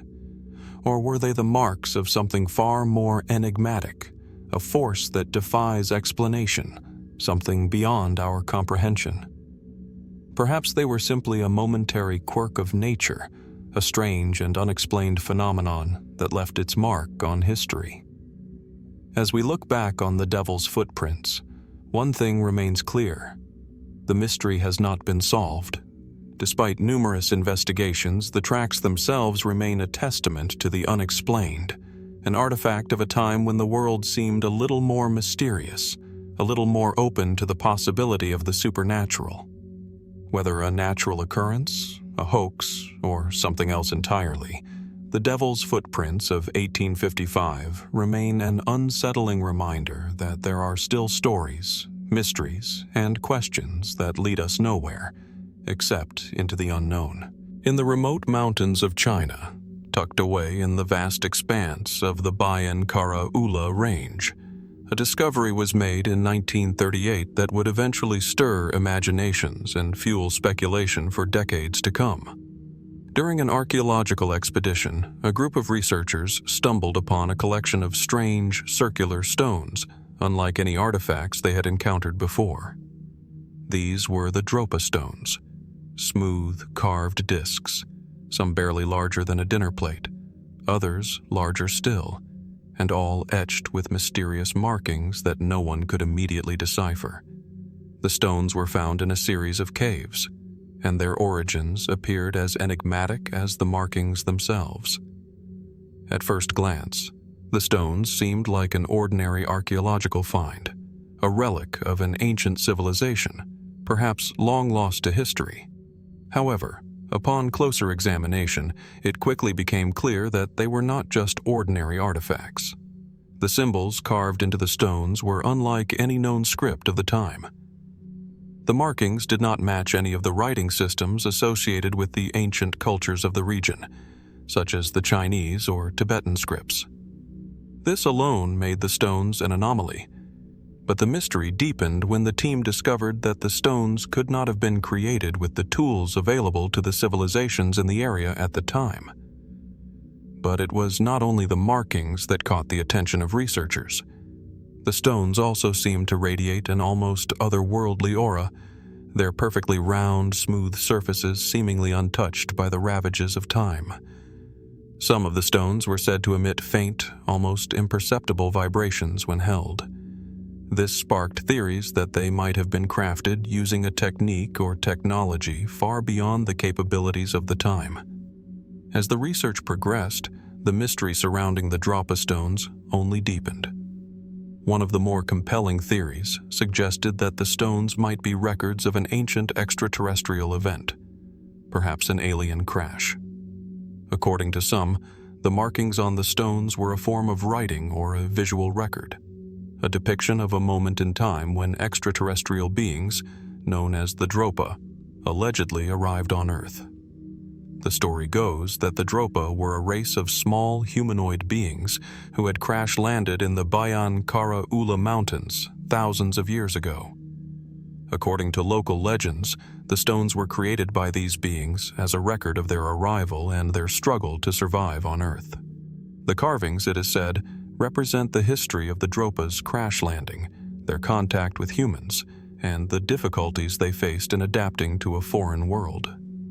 This narrative, however, is not supported by concrete evidence, and the authenticity of the Dropa stones remains highly contested. Many skeptics argue that the stones are simply a hoax, a deliberate fabrication created in the 1930s when interest in extraterrestrials and UFOs was beginning to gain traction in popular culture.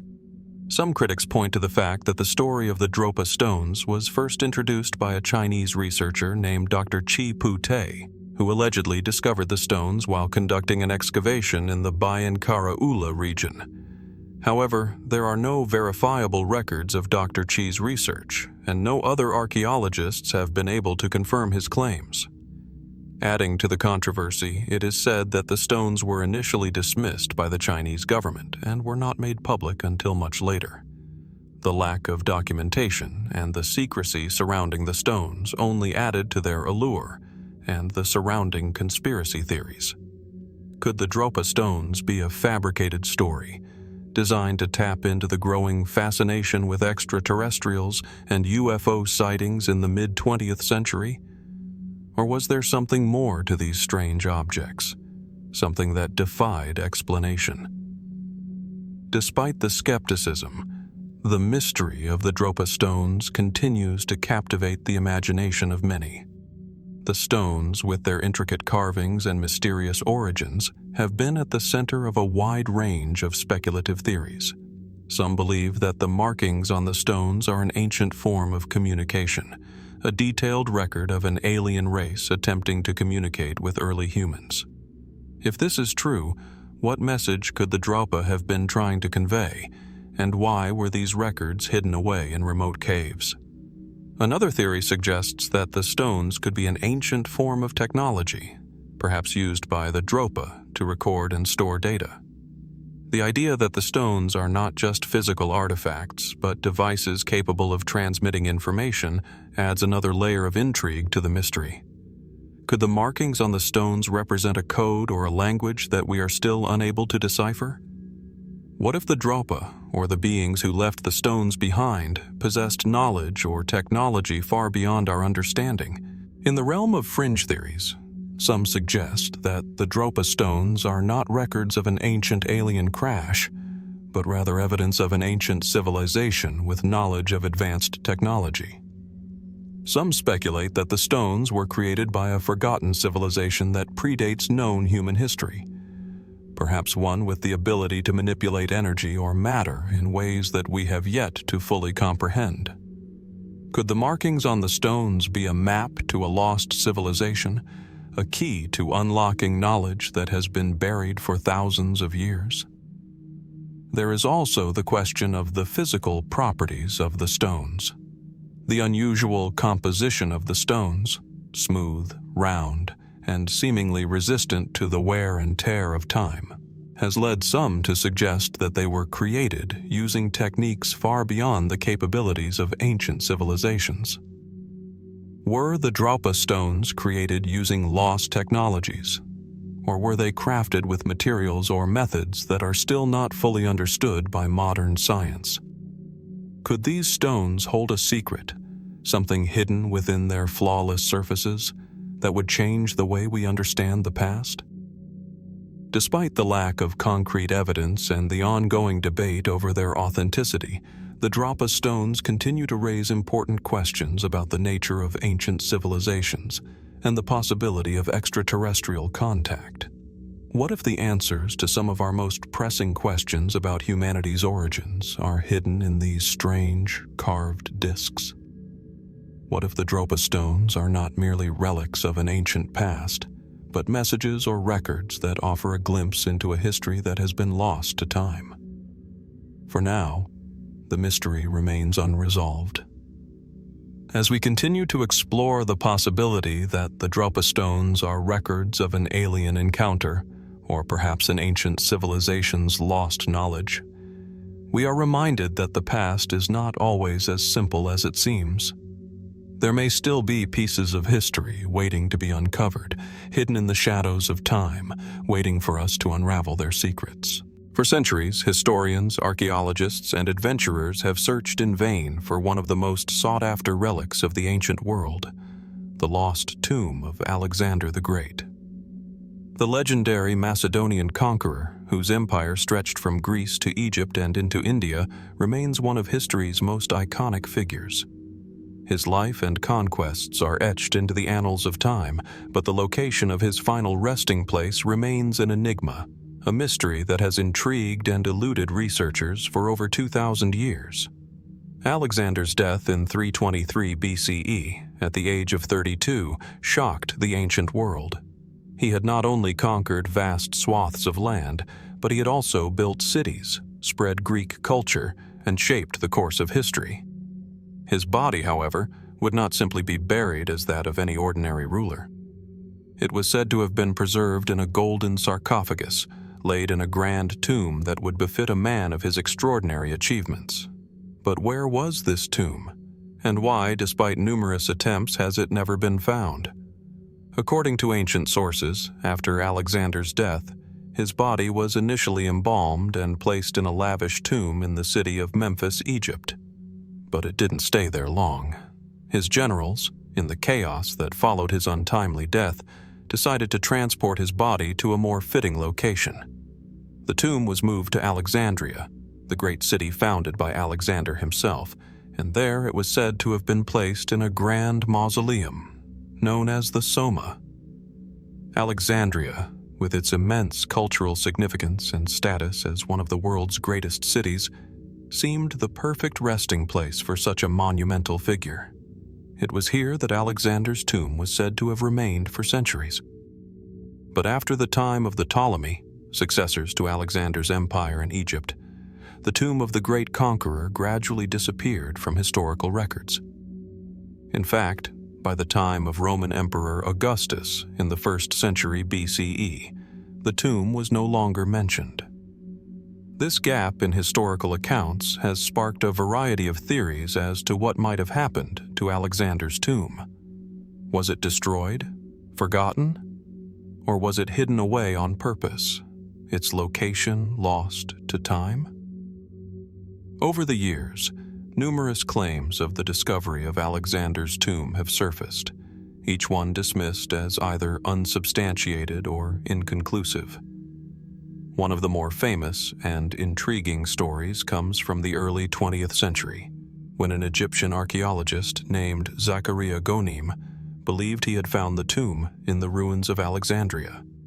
Goneim's excavation of a site near the ancient Serapeum in Alexandria revealed a series of underground chambers. Some scholars thought they might be connected to the Soma, Alexander's legendary resting place. However, despite the tantalizing proximity to ancient records, no body was found, and the search for the tomb was suspended. What could have been the reason for this sudden end to such a promising lead? The most compelling evidence suggests that Alexander's tomb remained a significant site for centuries after his death. The tomb was a destination for pilgrims, and ancient texts suggest that visiting Alexander's grave became something of a sacred ritual. There are even reports from Greek and Roman historians that describe visits to the tomb, where Alexander's body was said to be on display in a golden coffin, attracting people from all over the world. Some accounts suggest that people would even ask the deceased ruler for favors, believing that his divine power could influence their fortunes. Despite this, historical references to the tomb suddenly become scarce after the 3rd century CE, and by the 4th century it seems to vanish entirely from historical records. What happened during this period of silence? Some scholars suggest that the tomb may have been deliberately hidden, either by the ruling authorities or by religious groups who wanted to control access to the site. Another theory posits that it may have been damaged or destroyed during one of the many periods of upheaval that Alexandria faced during this time, including earthquakes, invasions, and political instability. The absence of any definitive records has fueled the development of numerous speculative theories. Could the tomb have been hidden to protect it from looters or political enemies? Some suggest that the tomb was lost in the chaos of the Roman Empire's decline, or perhaps the location was deliberately concealed by subsequent rulers who feared the political and symbolic power it represented. The fact that Alexandria itself was subject to repeated sieges, fires, and destructions over the centuries only adds to the mystery. Others argue that the tomb could have been moved, its location carefully concealed in order to preserve its sanctity. In 1994, a controversial theory emerged suggesting that Alexander's tomb might lie beneath the modern-day location of Alexandria's mosque, a place where the city's ancient necropolis once stood.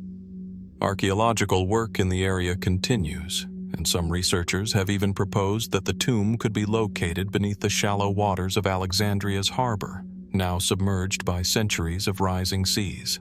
Could the tomb have been lost beneath the waves, swallowed by the same waters that Alexander's ships once sailed upon? Adding to the intrigue, recent discoveries in the region have sparked new interest in the lost tomb. In 2004, archaeologists working in the area of Alexandria uncovered a large, elaborate tomb believed to be that of a high-ranking Ptolemaic official.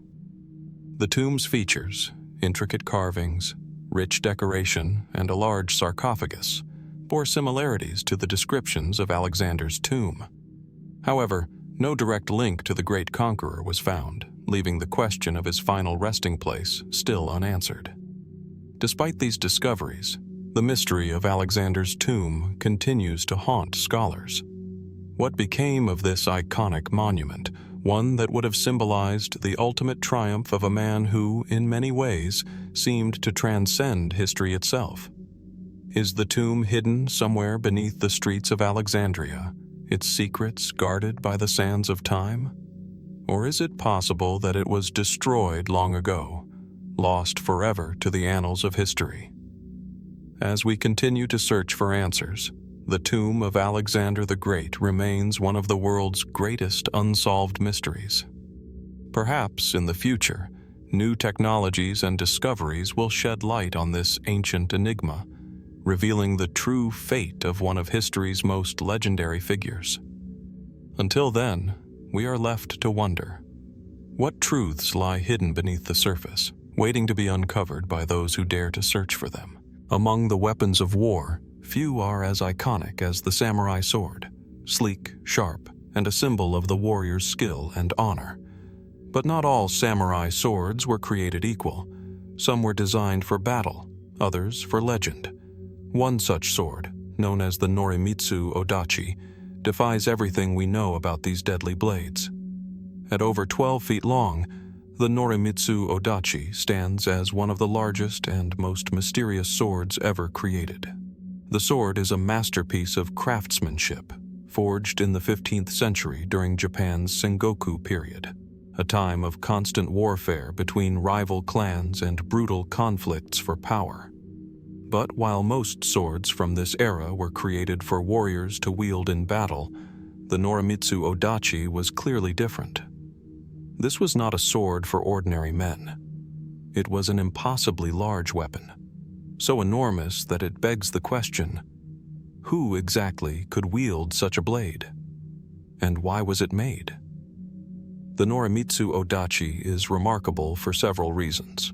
First, its size is truly awe-inspiring. At over 12 feet long, it is more than 3 times the length of a typical katana, the traditional Japanese sword. The blade alone weighs over 7 kilograms, and the sword's hilt, crafted to allow the wielder to hold such an enormous weapon, adds further weight and complexity. While most samurai swords were designed for speed, precision, and ease of handling, the Norimitsu Odachi is a far more unwieldy and intimidating presence. It is a testament to the skills of its maker, but also a strange anachronism. What purpose could such a sword possibly have served? To understand the full mystery of the Norimitsu Odachi, we must first consider the context in which it was made. The sword was crafted by the legendary swordsmith Norimitsu, who is believed to have lived during the late 14th to early 15th centuries. Swordsmiths like Norimitsu were revered in feudal Japan, their works often seen as both functional and spiritual objects. The Odachi was a type of long sword used in the Sengoku period, but it was typically wielded by soldiers on horseback. So what could explain the creation of a sword of such enormous proportions? And who would have been strong enough, skilled enough, or perhaps even mad enough to wield it? There are a few established explanations that attempt to shed light on the Norimitsu Odachi. One theory suggests that the sword was made not for combat, but as a ceremonial piece, a symbol of the power and prestige of a great leader. The sheer size of the weapon could have been a way to strike awe into the hearts of enemies and allies alike, a piece of propaganda as much as a tool of war. If this was the case, the Norimitsu Odachi might have been displayed during important ceremonies, perhaps even used in rituals to celebrate victories or intimidate foes. It might have been a ceremonial sword, carried by an important leader to signify his stature and the might of his warriors. Another possibility is that the Odachi was designed as a weapon for use in a specific type of warfare. The Odachi was often wielded on horseback, with its long blade capable of striking down multiple enemies in a single sweeping motion. But the enormous size of the Norimitsu Odachi seems to suggest a different kind of combat. Was it a weapon intended for a particular type of battle or specific strategy?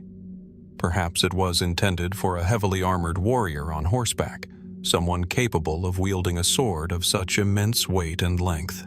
Some speculate that the sword could have been used against large, heavily armored enemies, or even as a psychological tool to break the morale of opponents. The fear of encountering such an overwhelming weapon on the battlefield could have been as effective as any sword thrust. But there are darker, more mysterious theories surrounding the Norimitsu Odachi. Some suggest that the sword was not simply a weapon, but an artifact of legendary proportions, imbued with mystical significance. In Japanese folklore, there are tales of weapons forged by gods or created to protect or destroy entire civilizations. Could the Norimitsu Odachi have been made as part of some ritual to wield immense power? Was it designed to be wielded by someone not entirely human, a being with extraordinary strength, or perhaps even a supernatural force? Could it have been the symbol of a forgotten warrior culture? One whose power lay not in the practical use of the sword, but in its very existence? The possibility of the sword's symbolic or mystical nature is further compounded by the belief in some parts of Japan that the size of a weapon could determine its power.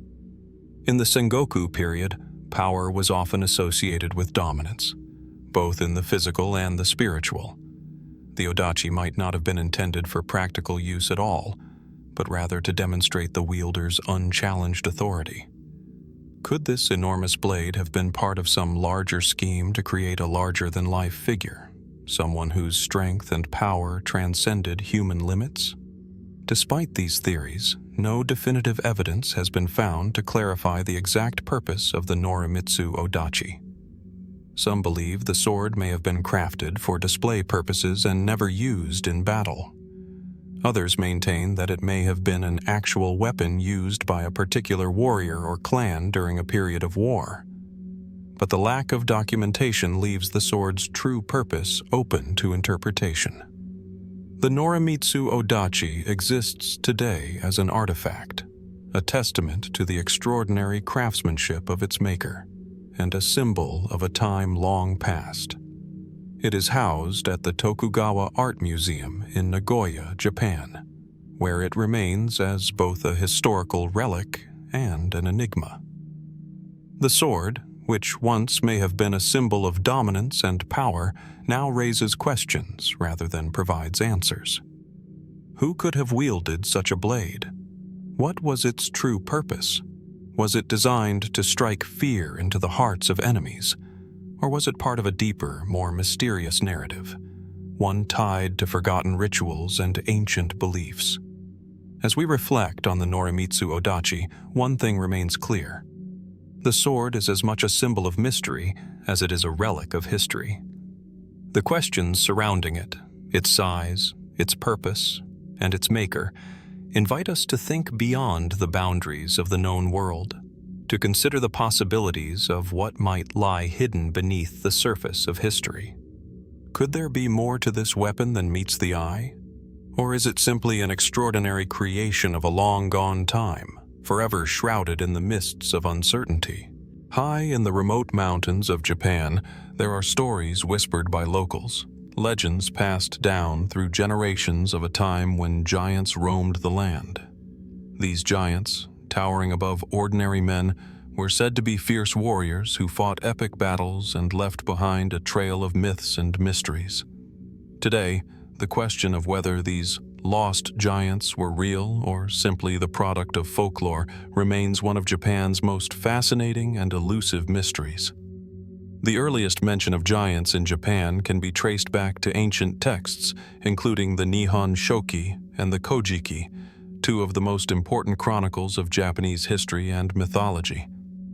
These texts describe beings of extraordinary size, often depicted as heroes or deities, who played pivotal roles in the formation of the Japanese islands and the establishment of its people. Some of these giants are said to have been gods, while others were warrior figures, each with strength beyond human comprehension. One of the most famous stories comes from the legend of Jinmu, the first emperor of Japan, who, according to the Nihon Shoki, was said to have been the descendant of a giant warrior god. Another well-known figure is Orochi, an eight-headed serpent defeated by the god Susanoo, whose strength was said to rival that of the giants. In these tales, the giants often embodied qualities such as raw power, fearlessness, and a connection to the divine. But could there be more to these stories than simple myth? In the 19th and early 20th centuries, a series of archaeological discoveries in Japan ignited new curiosity about the possibility of real giants who once lived on the islands. Throughout the country, there were reports of large skeletons being unearthed, bones that seemed to belong to beings of immense size, far beyond the proportions of any known human or animal. One of the most well-known discoveries took place in the village of Inukadate, where a large skeleton was said to have been found, its height far exceeding that of any normal person. Local villagers, some of whom claimed to have witnessed the discovery, spoke of the skeleton as belonging to a warrior of extraordinary strength. However, despite these accounts, the existence of these giant skeletons has been hotly contested. Many of the finds were either dismissed as hoaxes or misidentifications of animal bones. Skeptics argue that some of the reports might have been exaggerated or misunderstood, driven by local folklore and a desire to connect ancient myths with physical evidence. After all, stories of giants are common in cultures all over the world, and it's possible that these giant skeletons were simply misunderstood remains, the product of a time when knowledge of anatomy was limited. Yet, the mystery persists, and the search for evidence continues.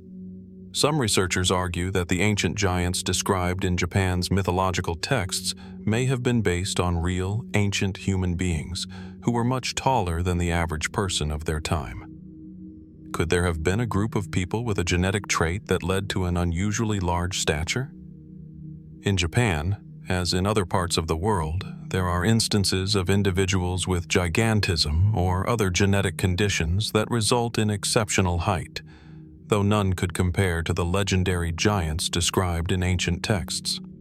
The most intriguing theory, however, is that these giants were not simply the result of genetic anomalies, but rather a distinct group of people, perhaps a lost civilization, whose size and strength set them apart from other humans. This theory suggests that the giants were not mythological beings, but instead real warriors or rulers who once inhabited the Japanese islands but were wiped out by some cataclysmic event, leaving only the remnants of their existence behind in stories and skeletal remains. In some fringe theories, the giants are seen as part of a larger narrative that connects Japan to ancient global civilizations. Proponents of these ideas point to the ancient megalithic structures found throughout Japan, such as the Yonaguni Monument, an underwater formation near the island of Yonaguni that some claim could be the remains of a lost civilization. They argue that the giants were perhaps builders of these structures, people with the strength and size to construct massive stone structures that defy conventional understanding. Could these lost giants have been part of a culture that existed thousands of years ago? One that was wiped away by a natural disaster or some other catastrophic event? And if so, what happened to their civilization? Others look to the legends of giants found in various parts of the world, drawing parallels between Japan's lost giants and similar myths in other cultures. The Nephilim in the Bible, the giants of Greek mythology, and even the tales of Bigfoot in North America have been linked by those who believe that giant beings once walked the earth. Could the Japanese giants be part of a larger global myth that stretches across time and space? And if so, what is the shared cultural memory that gives rise to such stories? Despite the wealth of folklore and speculative theories, concrete evidence for the existence of these lost giants remains elusive. Archaeological digs in Japan have not uncovered any remains that can definitively be attributed to beings of extraordinary size. The reports of giant skeletons are often dismissed as either fabrications or misunderstandings of ancient bones. Yet, there are still those who insist that something more profound lies beneath the surface of these ancient stories. Could the giants of Japan have been real? Or are they simply the product of an age-old tradition of storytelling that sought to explain the origins of the Japanese people through mythical figures of great strength and stature? Perhaps the truth lies somewhere in between, a blending of fact and fiction, where real events and people become distorted over time into the legends we know today. The mystery of the lost giants continues to inspire those who seek to uncover the secrets of Japan's past. The remnants of these stories, passed down through generations, invite us to ask whether there may be more to the ancient world than we realize. What truths lie hidden beneath the surface of myth, waiting to be uncovered by those willing to look deeper? And what, if anything, can we learn from the giants who may have once walked the land? Deep in the rugged wilderness of Nevada, there is a place shrouded in mystery and ancient legend, Lovelock Cave. Nestled along the banks of the Humboldt River, the cave's dark, jagged mouth hides a past that has sparked both fascination and skepticism for over a century. The story of the Lovelock Cave giants is one of those rare mysteries that blurs the line between folklore and historical fact, leaving questions in its wake that may never be fully answered. The cave itself, with its secluded location and dramatic surroundings, has been a site of intrigue for archaeologists and explorers alike.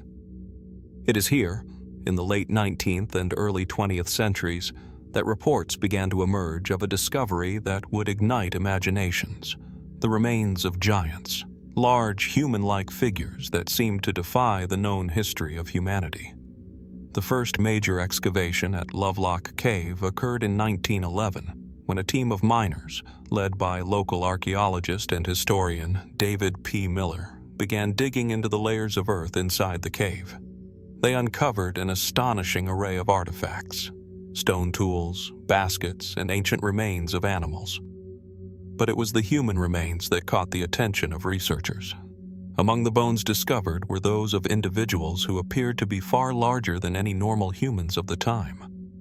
The most notable of these was a set of mummified remains, said to belong to a group of ancient people that local Native American tribes referred to as the Saqqara, or Tall Ones. According to oral traditions passed down through generations, these giants were once fierce warriors who had inhabited the region long before the arrival of European settlers. The evidence found in Lovelock Cave seemed to support these claims. According to reports, some of the human bones uncovered were said to have been so large that they couldn't possibly have belonged to ordinary humans. The most sensational claims suggested that some of the skeletons were over 8 feet tall, much taller than any known Native American or European settler of the time. Such a discovery would be remarkable, challenging everything we know about the prehistoric peoples of North America. Local Native American tribes, particularly the Paiutes, have long told stories of the Saqqara. These tales describe a race of red-haired, giant people who once roamed the lands of the Great Basin. According to the Paiute legend, the giants were aggressive and cannibalistic, and they lived in the area long before the ancestors of today's Native American tribes arrived. The legends also tell of a dramatic conflict in which the giants were driven into Lovelock Cave by the Paiutes, who then sealed the entrance with stones, trapping the giants inside to perish. The cave became a tomb for these ancient beings, and the remains of the giants, so the story goes, were left behind, preserved by the dry environment of the cave. But despite the compelling nature of the legends and the claims made by early excavators, the mystery of the Lovelock Cave giants is fraught with controversy. While some of the artifacts and bones discovered in the cave are indeed genuine, the most extraordinary claims about the giants' size remain unproven. Most of the bones that were recovered were reported to be of normal human size, casting doubt on the idea that the cave once housed a race of enormous beings. It is also worth noting that many of the more sensational accounts of the giants' size, such as the claims of 8-foot-tall skeletons, come from secondary sources or from later reports, making it difficult to distinguish fact from folklore. In fact, much of the evidence surrounding the giants is based on oral history and unverified accounts. The original excavation of Lovelock Cave was not thoroughly documented, and many of the bones and artifacts that were uncovered were lost or destroyed over time. What remains today are fragments of a story that has become more myth than fact in the eyes of many historians. Could the bones described as giant skeletons have simply been misidentified or exaggerated? Some experts suggest that the bones could have belonged to unusually tall, but still human individuals. There is also the possibility that the bones may have been those of prehistoric humans who suffered from gigantism or other medical conditions that resulted in larger than normal stature. Adding to the complexity of the story, some researchers have proposed alternative explanations for the mysterious bones found in the cave. One of the more fringe theories suggests that the giants of Lovelock Cave were not human at all, but rather some other unknown species, perhaps even an ancient, primitive form of humanoid creature that once coexisted with early humans. The idea that there were non-human giant beings in North America, beings who left behind no other traces of their existence, remains highly speculative, but it is a possibility that some find intriguing. What cannot be denied, however, is the powerful and persistent nature of the Lovelock Cave giants' story. For generations, the Paiute people have passed down their tales of the Saqqara, and the legend continues to influence the narrative of ancient North American history. Whether or not the giants of Lovelock Cave were real, the mystery surrounding them has left a mark on the collective imagination. Today, the Lovelock Cave giants remain a part of the broader mystery of prehistoric North America, one filled with strange discoveries and unexplained phenomena. The question persists: what really happened in that cave? Was it truly the final resting place of a race of giants? Or are the tales merely the product of myth passed down through the ages? Could the stories told by the Paiutes be based on a kernel of truth, distorted over time by the passage of generations? And if the giants did exist, what could have become of them? For now, the answers remain elusive. The bones, the artifacts, and the legends that have emerged from Lovelock Cave continue to challenge our understanding of ancient history. The deeper we dig into the past, the more questions arise, questions that may never be fully answered. But as long as the cave stands, and as long as the stories endure, the mystery of the Lovelock Cave giants will continue to haunt us, whispering of forgotten peoples and ancient secrets buried beneath the earth. In the quiet solitude of Egypt's vast deserts, among the remnants of ancient civilizations, there lies a tomb that has fascinated and terrified those who have stumbled upon its secrets. The cursed tomb of the unknown priest. Hidden deep within the Valley of the Kings, this tomb, shrouded in mystery, has inspired both awe and fear for centuries. It is said that anyone who dares to disturb its contents will be struck by a series of misfortunes, a curse that lingers long after the tomb is sealed. But is the curse a mere legend, or is there something more to the dark forces at play within its walls?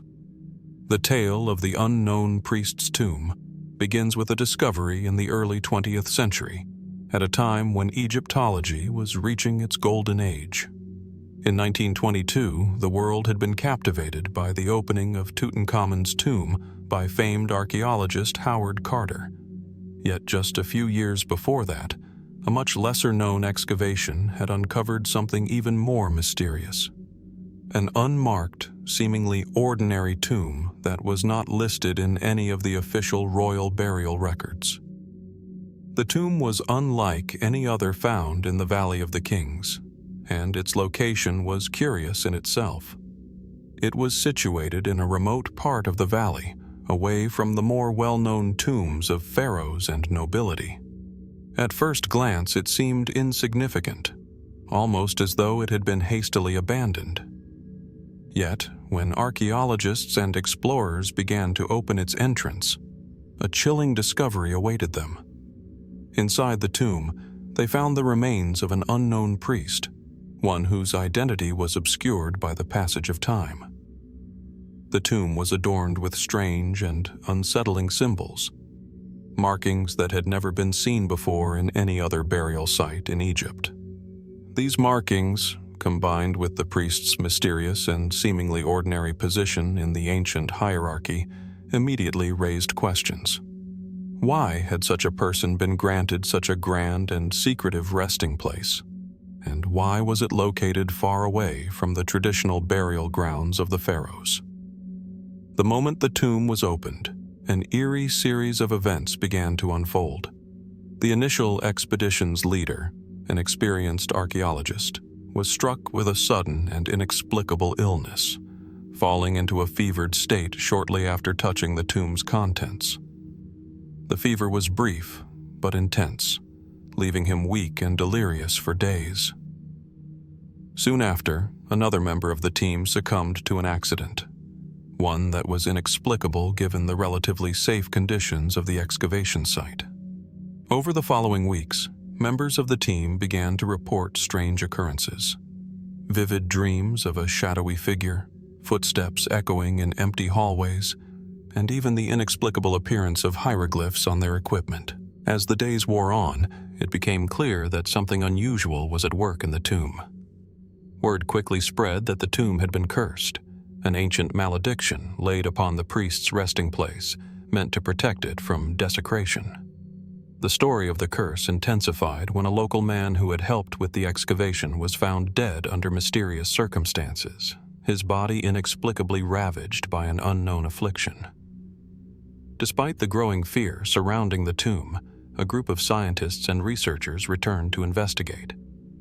As they began their study, they discovered a hidden chamber deep within the tomb, one that was sealed off from the rest of the burial site. Inside the chamber, they found an object of great significance, an amulet inscribed with more symbols, identical to those found on the tomb's walls. However, the amulet was unlike any other Egyptian artifact found before. Some believed it contained a form of ancient magic, a curse that could only be activated by disturbing the tomb. But was it the amulet itself, or something else that had caused the deaths and misfortunes that followed? There is little consensus on what exactly happened next. The tomb's final resting place was sealed once more, and any further expeditions to the site were halted. Yet the curse seemed to continue. Archaeologists and explorers who worked in the vicinity reported hearing unsettling noises emanating from the tomb. Some claim to have seen the shadowy figure of a tall priest, always watching from a distance. Even years later, those who had been involved in the original excavation could not shake the feeling of being watched, some experiencing sudden bouts of illness, while others had vivid nightmares about the tomb. But what could explain these events? Some suggest that the curse is nothing more than the product of superstition, a story passed down over generations to explain the misfortunes that occurred after the tomb was disturbed. The ancient Egyptians were known to have placed heavy emphasis on protecting the dead, and it's possible that the story of the priest's curse was a metaphor for the grave consequences of disturbing the resting places of the dead. Others, however, point to a deeper, more mystical explanation, one that ties the tomb of the unknown priest to ancient practices that have since been lost to time. In ancient Egypt, priests were not just spiritual leaders. They were believed to have deep knowledge of the unseen world. Could this priest have been privy to ancient rituals or powers that allowed him to influence events long after his death? Was the curse, as some have speculated, a form of spiritual protection, an enchanted warning meant to deter those who sought to desecrate the tomb? If so, could the events surrounding the tomb be the result of something far more powerful than human superstition, something from the spiritual world, potentially involving dark forces beyond comprehension? Then there is the more practical explanation, the idea that the tomb itself is a product of its environment. The Valley of the Kings is known for its underground chambers, some of which contain toxic gases or minerals that could cause hallucinations or sickness. Could the strange symptoms reported by the researchers and archaeologists be linked to natural factors such as these, rather than the result of a curse? Was the amulet a cleverly designed artifact meant to manipulate the superstitions of those who found it? Yet, as time has passed, the mystery of the cursed tomb of the unknown priest has only deepened. Though the tomb remains sealed, it still exerts a pull on the curious and the adventurous. Some argue that the curse is not a literal danger, but a psychological one, perpetuated by the power of suggestion. Others remain convinced that something more sinister lies beneath the surface, a hidden force, ancient and powerful, that continues to influence the world from the shadows of its burial chamber. What happened in that tomb all those years ago? Was it a curse, a coincidence, or something else entirely? The questions surrounding the tomb remain unanswered, and the story continues to evolve with each new discovery, each new theory, and each new person drawn to the mystery of the unknown priest. Could the tomb hold truths that are too dangerous to uncover? And what, if anything, is waiting for those who dare to dig deeper into the past? The ocean has always been a vast, unfathomable expanse, one that beckons explorers and scientists alike to unlock its mysteries. Its depths are home to creatures both beautiful and terrifying, many of which remain largely unknown to us. Among these, the shark stands as a symbol of primal fear, an apex predator whose presence in the water has both fascinated and haunted humankind for millennia. But what if the shark, as we know it today, was not always a creature of terror in our collective consciousness?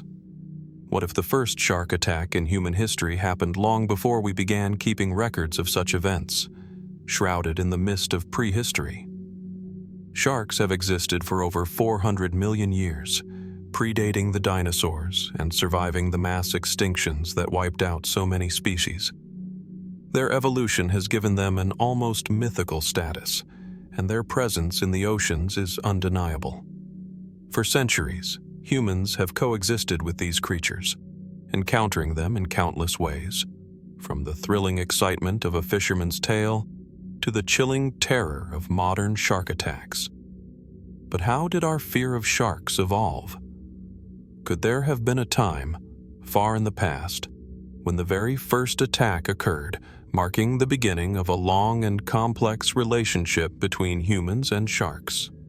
The earliest accounts of shark encounters come from ancient seafaring cultures.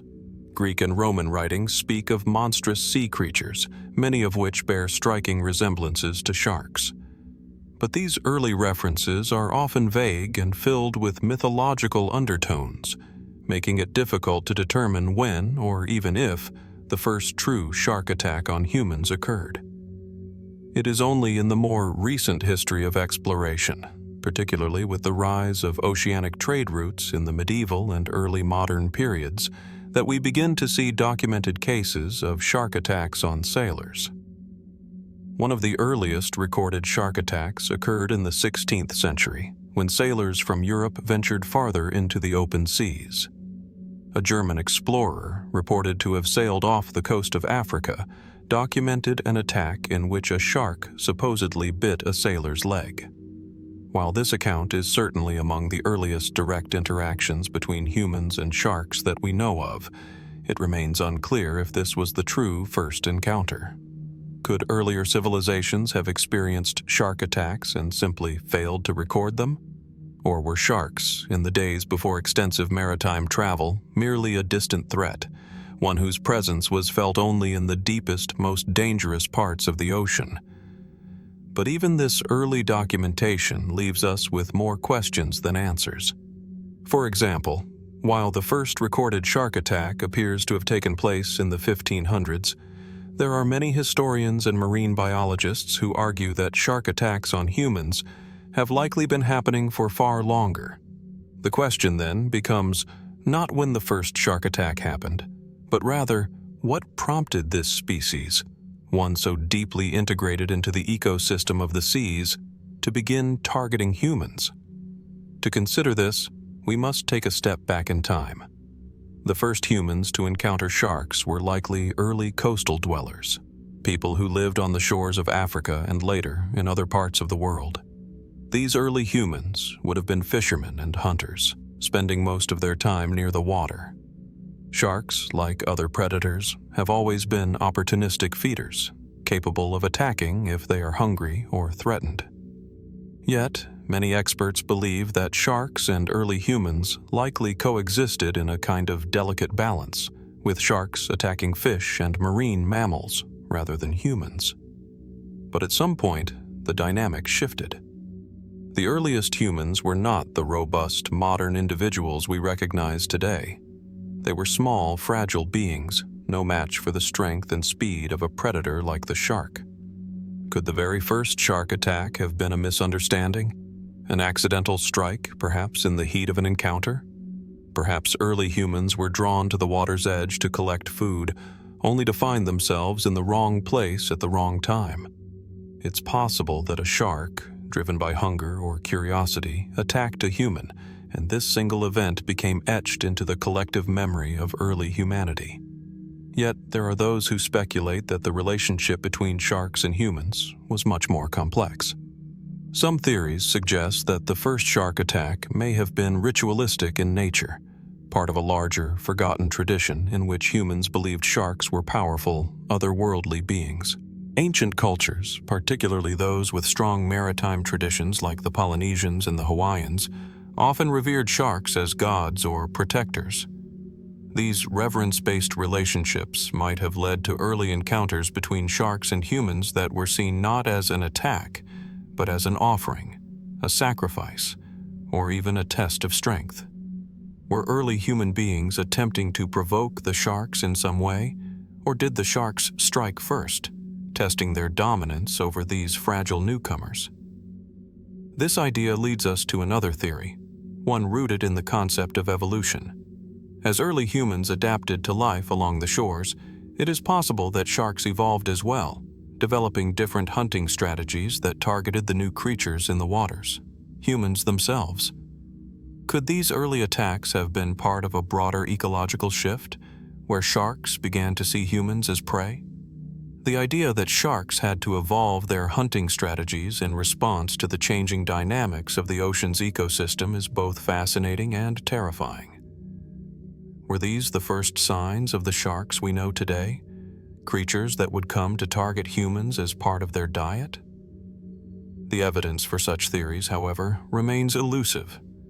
Archaeological records from early human settlements show little to no direct evidence of shark attacks, making it difficult to determine when the shift occurred from peaceful coexistence to outright predation. Some marine biologists argue that early humans' instinctual fear of sharks could be traced to something far older than we realize, a primal fear born out of those very first encounters when our ancestors were first targeted by these ancient predators. In the absence of definitive evidence, the question remains: when was the first shark attack in human history? And what did it mean for our relationship with the ocean's most feared predator? Could it have been a chance encounter? A single unfortunate event that shaped humanity's collective memory of sharks? Or was it the beginning of something more? An ongoing struggle between humans and these oceanic hunters, one that continues to this day. As we explore the origins of this mysterious relationship, we can't help but wonder, what truths lie buried in the depths of history, hidden beneath the waves? Could there have been even earlier encounters, long before any of the written records we have today? And how much of the myth and fear surrounding sharks today is rooted in these first unexplained encounters, lost to the passage of time? The mystery of the first shark attack may never be fully understood, but its ripple effects continue to influence the way we view these ancient predators today. Beneath the dry, sun-bleached earth of Spain, an astonishing discovery was made, a revelation that would leave archaeologists, historians, and anthropologists grappling with questions about the very nature of human survival and ritual. In a quiet excavation site in the region of Atapuerca, an ancient child's skeleton, buried under mysterious circumstances, would reveal a truth that many had long since forgotten or dismissed: evidence of ancient cannibalism. Atapuerca, a site known for its wealth of prehistoric remains, is far from unfamiliar to the scientific community. It's a place where hominid fossils have been uncovered, offering critical insights into early human evolution. The discovery of the child's remains, however, was different, a chilling anomaly that raised far more questions than it answered. The child, no more than 6 years old at the time of death, was buried roughly 800,000 years ago during the Lower Paleolithic period. But it was not the age of the remains that would captivate scientists. It was the disturbing evidence that accompanied the skeleton. Researchers noted several peculiarities that didn't align with standard burial practices of the time. Most significantly, marks on the bones suggested that the child's body had been subjected to a process that went beyond simple death and burial. The marks, likely made by sharp tools, indicated that the bones had been cut and disarticulated, a practice suggestive of one thing: cannibalism.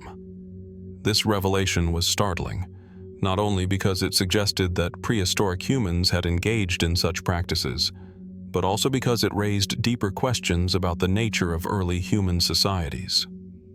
Were these acts of survival, carried out in times of extreme scarcity, or were they rituals tied to belief systems and traditions? In either case, the findings upended the romanticized notion of early humans living in tight-knit, peaceful communities, fostering an image of the past where violence, death, and survival were far more complicated and grisly than we might care to admit. In the case of the Atapuerca child, there was a particular urgency to the investigation, driven by a desire to understand the context. Why would a society that was still emerging from its earliest, most basic stages of existence resort to cannibalism? Was it desperation, or was it something else? perhaps a cultural or spiritual practice that was lost to time, buried beneath the weight of centuries. Cannibalism in ancient human societies is not as rare as many would like to believe. Evidence of ritualistic cannibalism has surfaced across different cultures and eras. From the Aztecs in Central America to the ancient Maori in New Zealand, the practice seems to have woven itself into the fabric of human history, often tied to religious rites, warfare, or survival in extreme conditions. In many cases, it was seen as a way to absorb the strength, wisdom, or courage of one's enemies, or perhaps a necessary evil during famines. And yet, it is one thing to know that ancient cannibalism existed in isolated pockets of human civilization. It is another to encounter it in a site where it was not previously suspected, where the very possibility of such a practice challenges conventional understandings of human behavior. As the story of the child's skeleton spread through the scientific community, it was met with a mixture of intrigue and skepticism. Some researchers suggested that the marks on the bones might not have been made by human hands at all. Perhaps, they argued, animals had scavenged the body after death. However, closer examination of the bones, coupled with the discovery of similar findings at other prehistoric sites, soon ruled out this theory.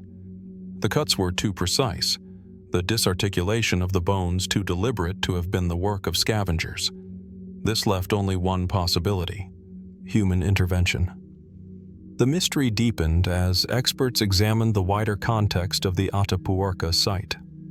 In this region, archaeologists had previously unearthed evidence of early hominid activity, including the remains of Homo heidelbergensis, a species of archaic humans that inhabited Europe between 600,000 and 200,000 years ago. Could this form of cannibalism have been a survival tactic employed during particularly harsh winters, or a response to food shortages? It is well documented that early humans lived in environments where resources were scarce and the risk of starvation was ever present. The practice of consuming the dead in such dire circumstances could have been a desperate measure to ensure the survival of the group. Yet, there are other possibilities. Some researchers have speculated that this act of cannibalism could have been ritualistic in nature, an offering to gods or ancestors, or perhaps an attempt to gain the power of the deceased.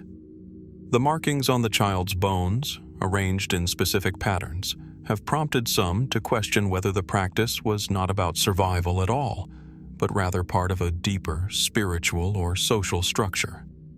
Could it have been a way for the group to assert dominance over death itself?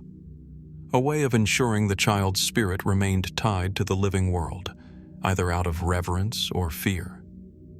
As fascinating as these theories are, the truth remains elusive. The historical and cultural context of the Atapuerca child's cannibalism is lost to time, and while the bones provide vital clues, they cannot reveal the full story.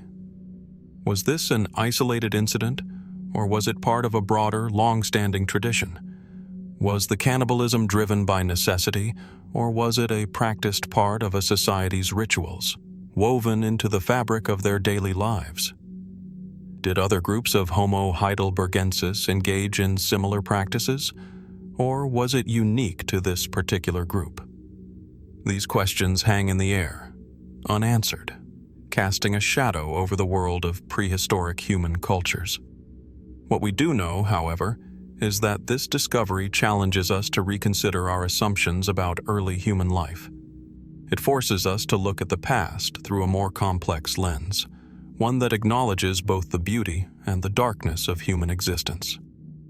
The child's skeleton, with its unsettling marks and disarticulation, serves as a reminder that survival in the ancient world was not simply a matter of fighting for resources. It was also about navigating the deep and sometimes terrifying forces that drove ancient peoples to do the unthinkable. And as we peer into the distant past, we are left with more than just questions about cannibalism. We are confronted with the haunting possibility that we will never fully understand the depths of human behavior in times of desperation, or the cultural practices that may have shaped ancient civilizations. How much of what we know about ancient humanity has been lost to the sands of time?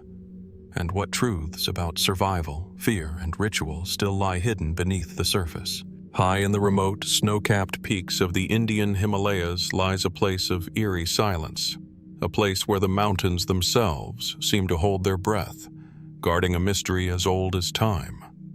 Lake Rupkund, known as the Skeleton Lake, is a tranquil, shimmering body of water nestled in the foothills of Uttarakhand. But beneath its calm surface, there lies a chilling secret, one that has captivated and perplexed scientists, explorers, and historians for decades. In 1942, a British forest ranger named Kedar Singh was trekking through the mountains when he stumbled upon a gruesome discovery: human skeletons scattered across the shores of Lake Rupkund. Hundreds of bones, many of them remarkably well preserved despite their exposure to the elements, were found in the lake's vicinity. Most of the remains were attributed to human beings who had seemingly perished under mysterious and violent circumstances. The sheer number of bodies, as well as their unsettling condition, prompted a flurry of speculation about what had happened here. Some of the skeletons were found in such disarray, with bones broken or scattered about, that it seemed clear they had met a violent end. Yet, curiously, many of the bodies showed signs of damage that suggested something more than just a natural disaster. Horrific injuries, as though the victims had been struck by a series of blunt, forceful blows. But what could have caused such a catastrophe in such a remote and inhospitable place? And who were these individuals? Were they travelers, soldiers, or something more ancient? For decades, no one could definitively answer these questions. The mystery of the Lake Rupkund skeletons continued to perplex experts and laypeople alike, as the bodies seemed to defy conventional explanations. There were no clear signs of battle or warfare, no obvious signposts to suggest who the victims might have been, or why they had come to such an untimely, violent end. And so, the theories began to multiply, each more speculative and mysterious than the last. One of the first theories put forward was that the skeletons were the result of a mass murder. Some suggested that a group of travelers or pilgrims had been ambushed, perhaps by bandits or hostile forces, and that they had been slaughtered in cold blood. The location, remote and difficult to access, seemed to support the idea of an attack by a ruthless group. But as the years passed, this theory began to lose its grip on those investigating the site. There was no clear evidence of weapons or any other physical proof of a violent encounter, and many of the skeletons showed no signs of defensive wounds. Another theory, one that gained traction over time, pointed to the possibility of an ancient ritual. What if the skeletons were not the victims of a massacre, but rather the remnants of a sacrificial rite or a pilgrimage gone wrong? Some researchers speculated that the individuals might have been part of a group who had come to the lake for spiritual reasons, possibly as part of an ancient pilgrimage to honor the gods.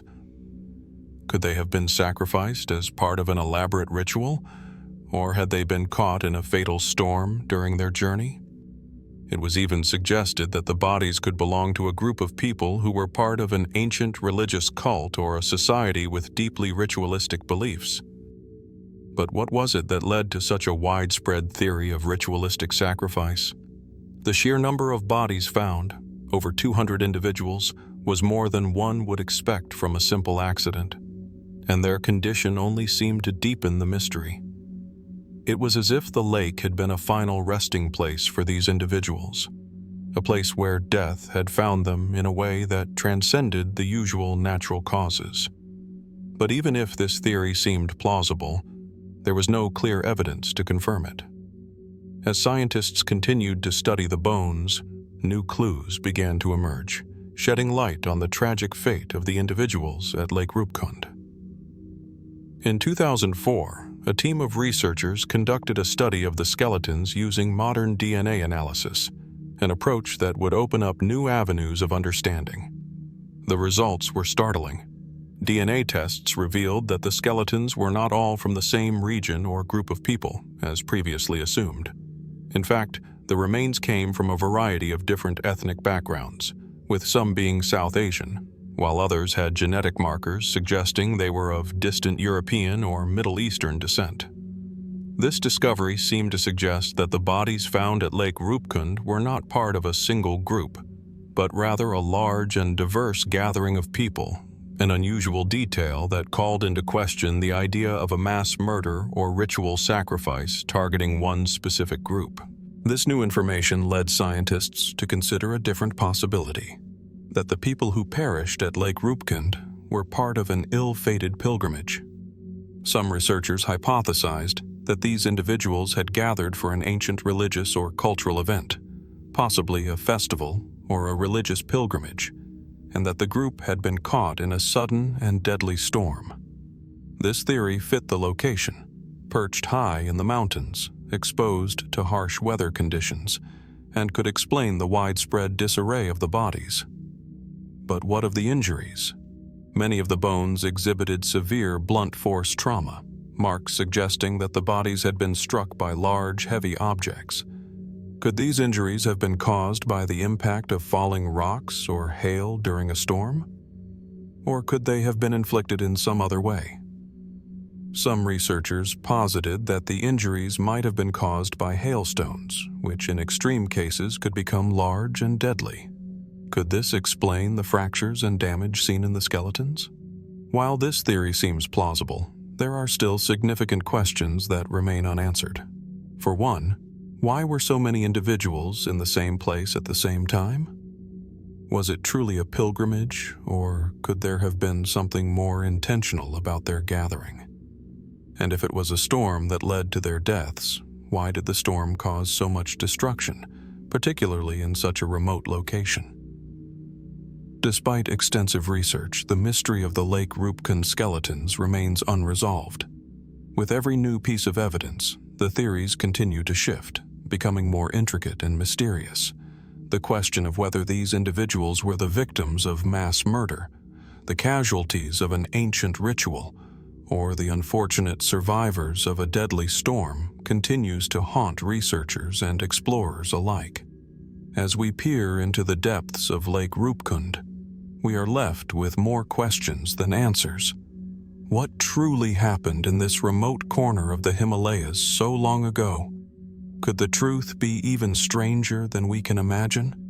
And will we ever uncover the full story of the skeletons that lie in wait beneath the still waters of Lake Rupkund? The mystery endures, as elusive and chilling as the mountain winds that sweep over the lake's surface. Deep in the icy heart of the Alps, where the winds howl and the snow falls like a blanket of silence, there lies a mystery preserved for millennia. In 1991, two hikers stumbled upon something that would forever change the course of archaeological history: the frozen remains of a man who had died more than 5,000 years ago. His name was Ötzi, and though he had been lost to time, his discovery would reignite questions not only about the life he led, but about the inexplicable chain of events that followed his unearthing. Ötzi was no mere relic. He was a man from the Copper Age, his body so remarkably preserved by the glacial ice that even the tattoos on his skin were visible after thousands of years. Scientists marveled at the opportunity to study such a well-preserved specimen of early human life. But as they began to unearth the secrets of his death, something curious began to unfold. An uncanny series of tragic and untimely deaths, all tied to those who came into contact with Ötzi's remains. Was it merely coincidence? Or was something far darker at play? Ötzi's story begins in the mountains of northern Italy, where his body was discovered at an altitude of over 10,000 feet. At first, he was assumed to be a victim of a modern-day accident, but the investigation soon revealed something much more extraordinary.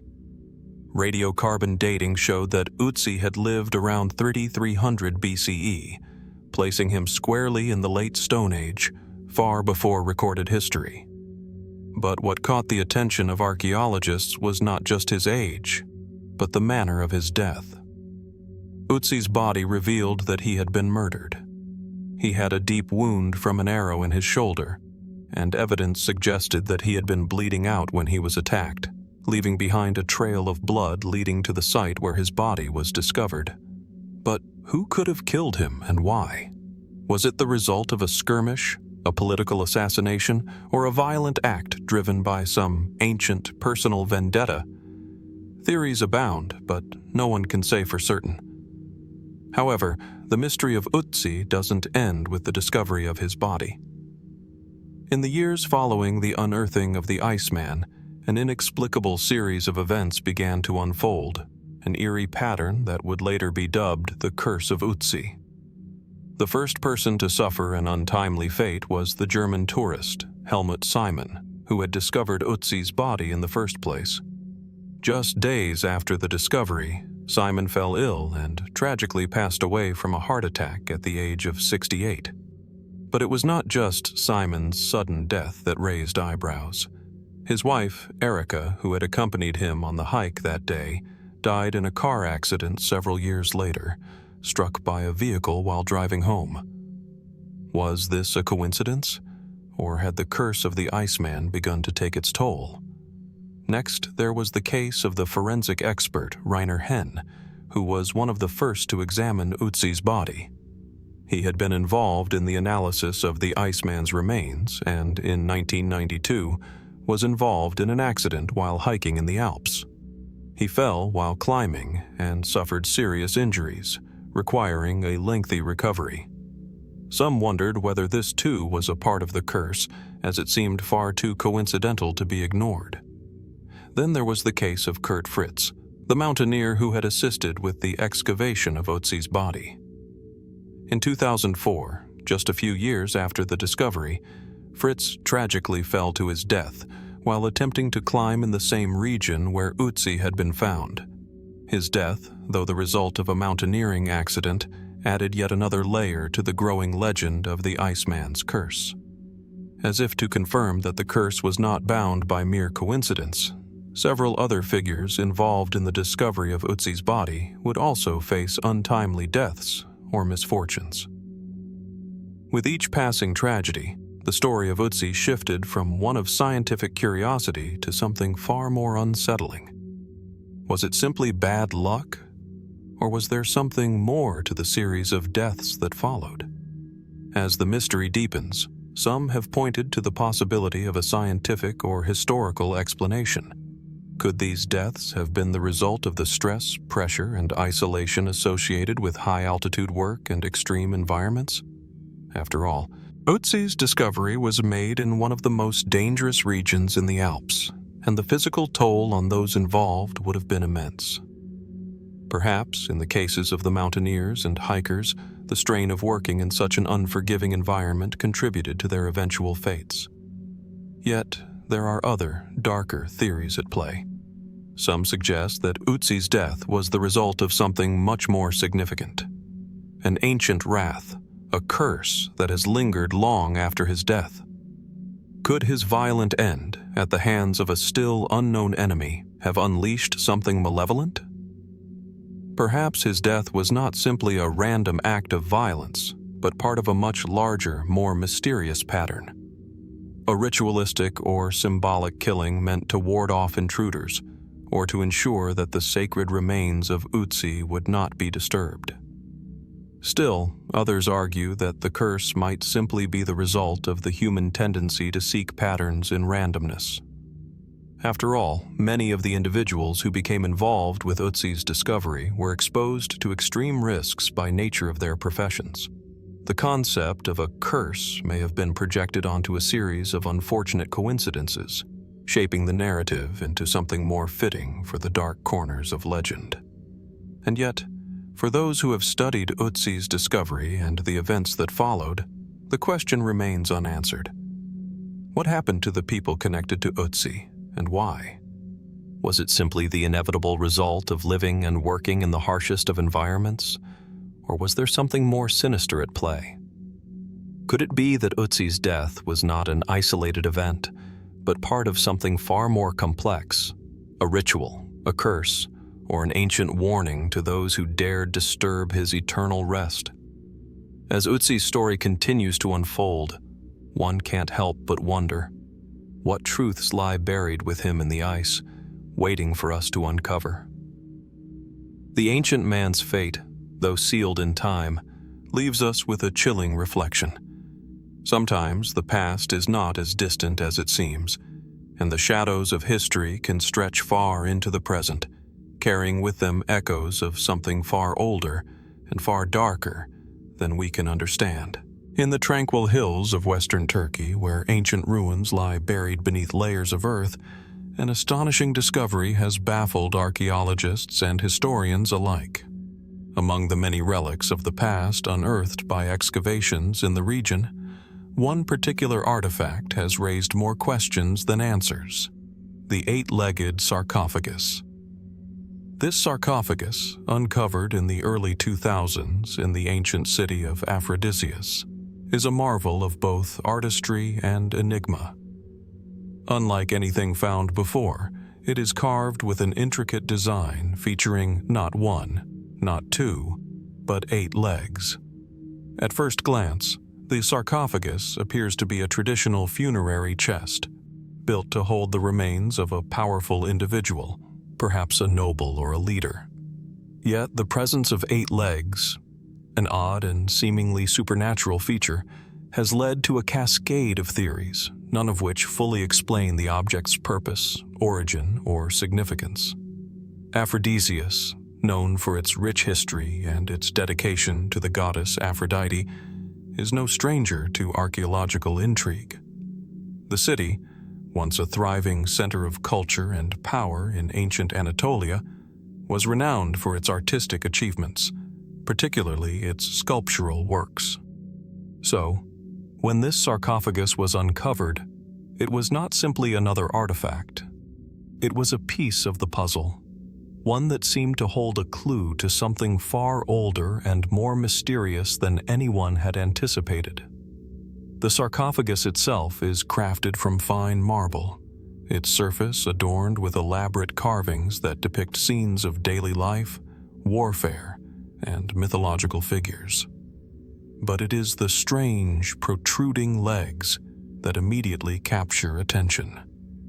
8 legs, symmetrically placed at each corner of the stone coffin, raise a host of questions. The number 8 alone is symbolic in many cultures, often representing infinity or completeness. But why was this particular feature chosen? Why not 4, as is customary for most sarcophagi or some other configuration? At first, archaeologists suggested that the 8 legs were a stylistic flourish, perhaps a way to signify the importance of the individual inside. The legs might have represented strength, power, or the ability to walk between the realms of the living and the dead. But such an explanation seems too simplistic, too grounded in the mundane reality of ancient artistic traditions. The 8-legged design, after all, is not only peculiar, it is entirely unique. This mystery deepens further when we consider the context of the discovery. The sarcophagus was found in close proximity to a temple dedicated to Aphrodite, but its exact origins remain uncertain. Could the sarcophagus have belonged to a priest or a high-ranking member of the religious elite, someone whose status might have warranted such an unusual design? Or perhaps it was the resting place of a figure who was thought to possess qualities beyond those of ordinary humans, someone whose ability to traverse both the earthly and divine realms might be symbolized by the 8 legs? As archaeologists have delved deeper into the excavation site, they have found no direct connection to the historical figure who may have been buried in the sarcophagus. It is possible, some have speculated, that the sarcophagus was meant to represent a god or semi-divine being, someone who walked between the mortal and the supernatural. The 8-legged design could then be a symbolic representation of the power to traverse multiple realms, a feature that seems to echo ancient myths of gods and heroes who could move between worlds. In Greek mythology, The gods were often depicted as having power over the mortal and divine spheres, able to pass through the veil of death or intervene in the affairs of humankind. Yet this remains speculative. There are no direct records to suggest that such a belief system existed in Aphrodisias, nor are there any surviving myths or stories from the region that could shed light on the meaning behind the sarcophagus's design. Could this be a completely unique cultural expression? Or was it the result of external influences, perhaps from neighboring civilizations with whom Aphrodisias interacted, such as the Egyptians or Mesopotamians, both of whom had rich traditions of symbolic art? In addition to the symbols and legends of the ancient world, another theory has emerged, one that ventures into more unconventional territory. The possibility that the sarcophagus was not merely a work of art, but something far more functional, or even ritualistic. The theory posits that the eight-legged structure could have been part of an ancient belief in reincarnation, suggesting that the figure buried inside was viewed as a figure of transformation, someone who had passed beyond the ordinary cycle of life and death. This idea is supported by the fact that the eight-legged design is so uncommon in the ancient world that it raises the possibility that it was meant to convey a unique concept, perhaps even a concept that bridged the gap between life and afterlife. Some even suggest that the sarcophagus may have been part of a cult or religious practice related to the worship of the goddess Aphrodite, whose followers believed in the transformative power of love and death. Could the eight legs represent the transformation of the soul, ascending to a higher plane or perhaps traveling through multiple reincarnations? But perhaps the most chilling and speculative theory to emerge from this discovery links the eight-legged sarcophagus to a more supernatural explanation. Some have argued that the legs might represent a connection to otherworldly forces, beings from realms beyond the mortal world. The sarcophagus, they claim, could be a symbol of contact with forces that existed outside the known boundaries of the physical realm. The idea that this sarcophagus was created to protect its occupant from some ancient, lingering evil or curse adds an unsettling dimension to the mystery. Could the eight legs represent an entity that could navigate between the worlds of the living and the dead, offering protection, or perhaps keeping something at bay? And yet, despite the wealth of theories and speculations, the mystery of the eight-legged sarcophagus remains unsolved. There is no conclusive evidence to support any of these ideas, and no way to definitively determine its true origin or purpose. The mystery lingers in the shadows of history, offering tantalizing glimpses of a forgotten past, one where gods, heroes, and mortals intertwined in ways we may never fully understand. The sarcophagus, with its intricate carvings and strange eight-legged form, stands as a testament to the complexity and mystery of the ancient world. What does it mean? What ancient beliefs, what powerful figures did it represent? And what, if anything, might still lie hidden beneath the surface of its stone exterior? The answers may be buried forever in the sands of time, but the question remains: what truth does this enigmatic sarcophagus hold, and how far does its mystery stretch into the unknown? Nestled in the rugged hills of Scotland, where the winds seem to carry the whispers of a long-forgotten past, lies a series of ancient ruins that have confounded historians, archaeologists, and scientists for centuries. These are the vitrified forts, mysterious stone structures that bear the marks of an intense heat, so powerful it has left the stone itself melted and fused into glass-like formations. The question remains: what caused this incredible heat? Was it the fire of human hands, or something far stranger, something not yet understood? Vitrification, the process by which stone is transformed into a glass-like substance through intense heat, is a phenomenon not commonly found in the archaeological record. Yet in the wilds of Scotland, at sites like the hill forts of Dunadir and Craig Phadrig, the remains of these vitrified forts tell a chilling story. The stones that once formed the walls of these fortresses show signs of severe heat damage. Some stones have been melted so thoroughly that they appear to have been vitrified by a temperature far higher than anything achievable by conventional fires. The first recorded discovery of these enigmatic ruins dates back to the early 19th century, when local researchers noticed the strange, almost alien appearance of the stones in some of Scotland's more remote hills. Unlike traditional fortifications, which would have been built with dry stone or clay mortar, these structures contained stones that had visibly transformed. Instead of the usual rough, jagged edges, many of the stones were smooth, glossy, and fused together. The force that could create such vitrification seemed beyond the capacity of any known weaponry of the time. As archaeologists began to investigate, they proposed several theories. One of the most widely accepted explanations suggests that these forts were destroyed by ancient fires. The theory posits that attackers may have set fire to these structures, and the flames reached such extraordinary temperatures that the stone itself began to melt. But this explanation, while plausible, raises its own set of questions. How could a fire, even one fueled by wooden logs, generate enough heat to vitrify stone, a substance that typically requires temperatures over 1,000 degrees Celsius, 1,832 degrees Fahrenheit? Other explanations put forward involve the use of large-scale firebrands or a kind of ancient weaponry. Some suggest that the heat might have come from a massive blaze ignited through some form of ancient pyrotechnics, or even the concentrated energy of a large fireball. These theories point to the possibility of attackers using advanced methods of warfare, but the lack of any historical records describing such weapons leaves these explanations with little tangible support. Yet, as the investigation deepens, some researchers and theorists have ventured into more speculative territory. Could these vitrified forts have been burned by a force beyond the realm of known ancient technology? Some have proposed the idea of ancient lasers, possibly as advanced as those seen in science fiction, being responsible for the vitrification of the stones. Could some long-forgotten civilization, one possessing knowledge far beyond our understanding of the time, have harnessed the power of focused light to destroy these fortifications?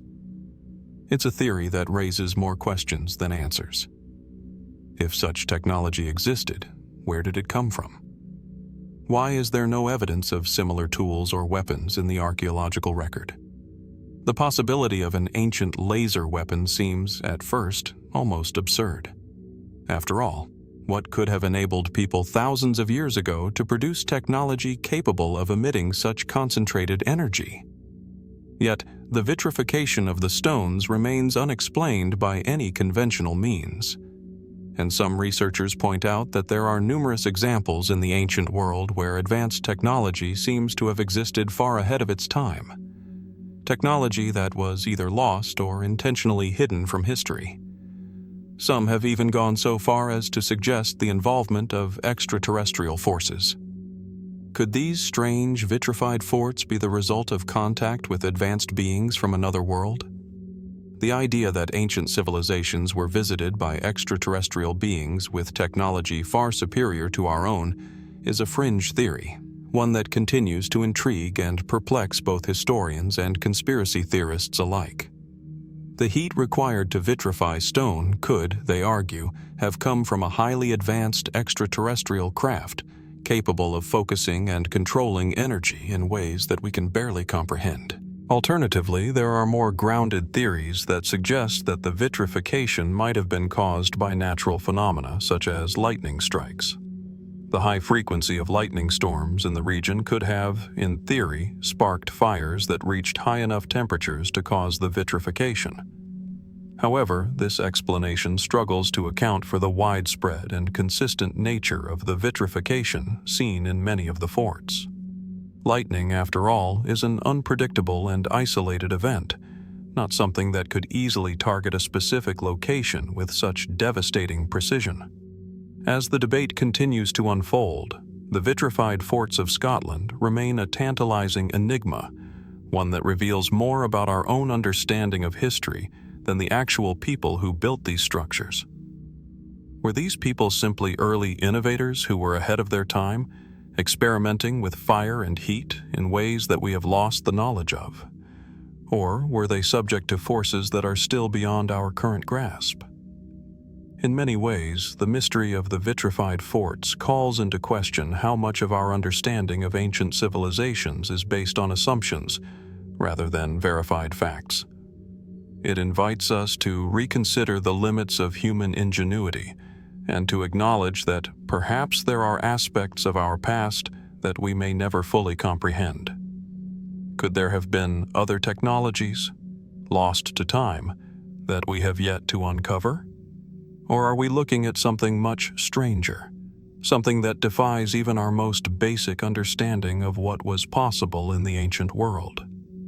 As we stand at the foot of these ancient fortifications, their stone walls fused by an unknown force, we are left to wonder, what really happened here? Were these structures victims of an ancient, unstoppable fire?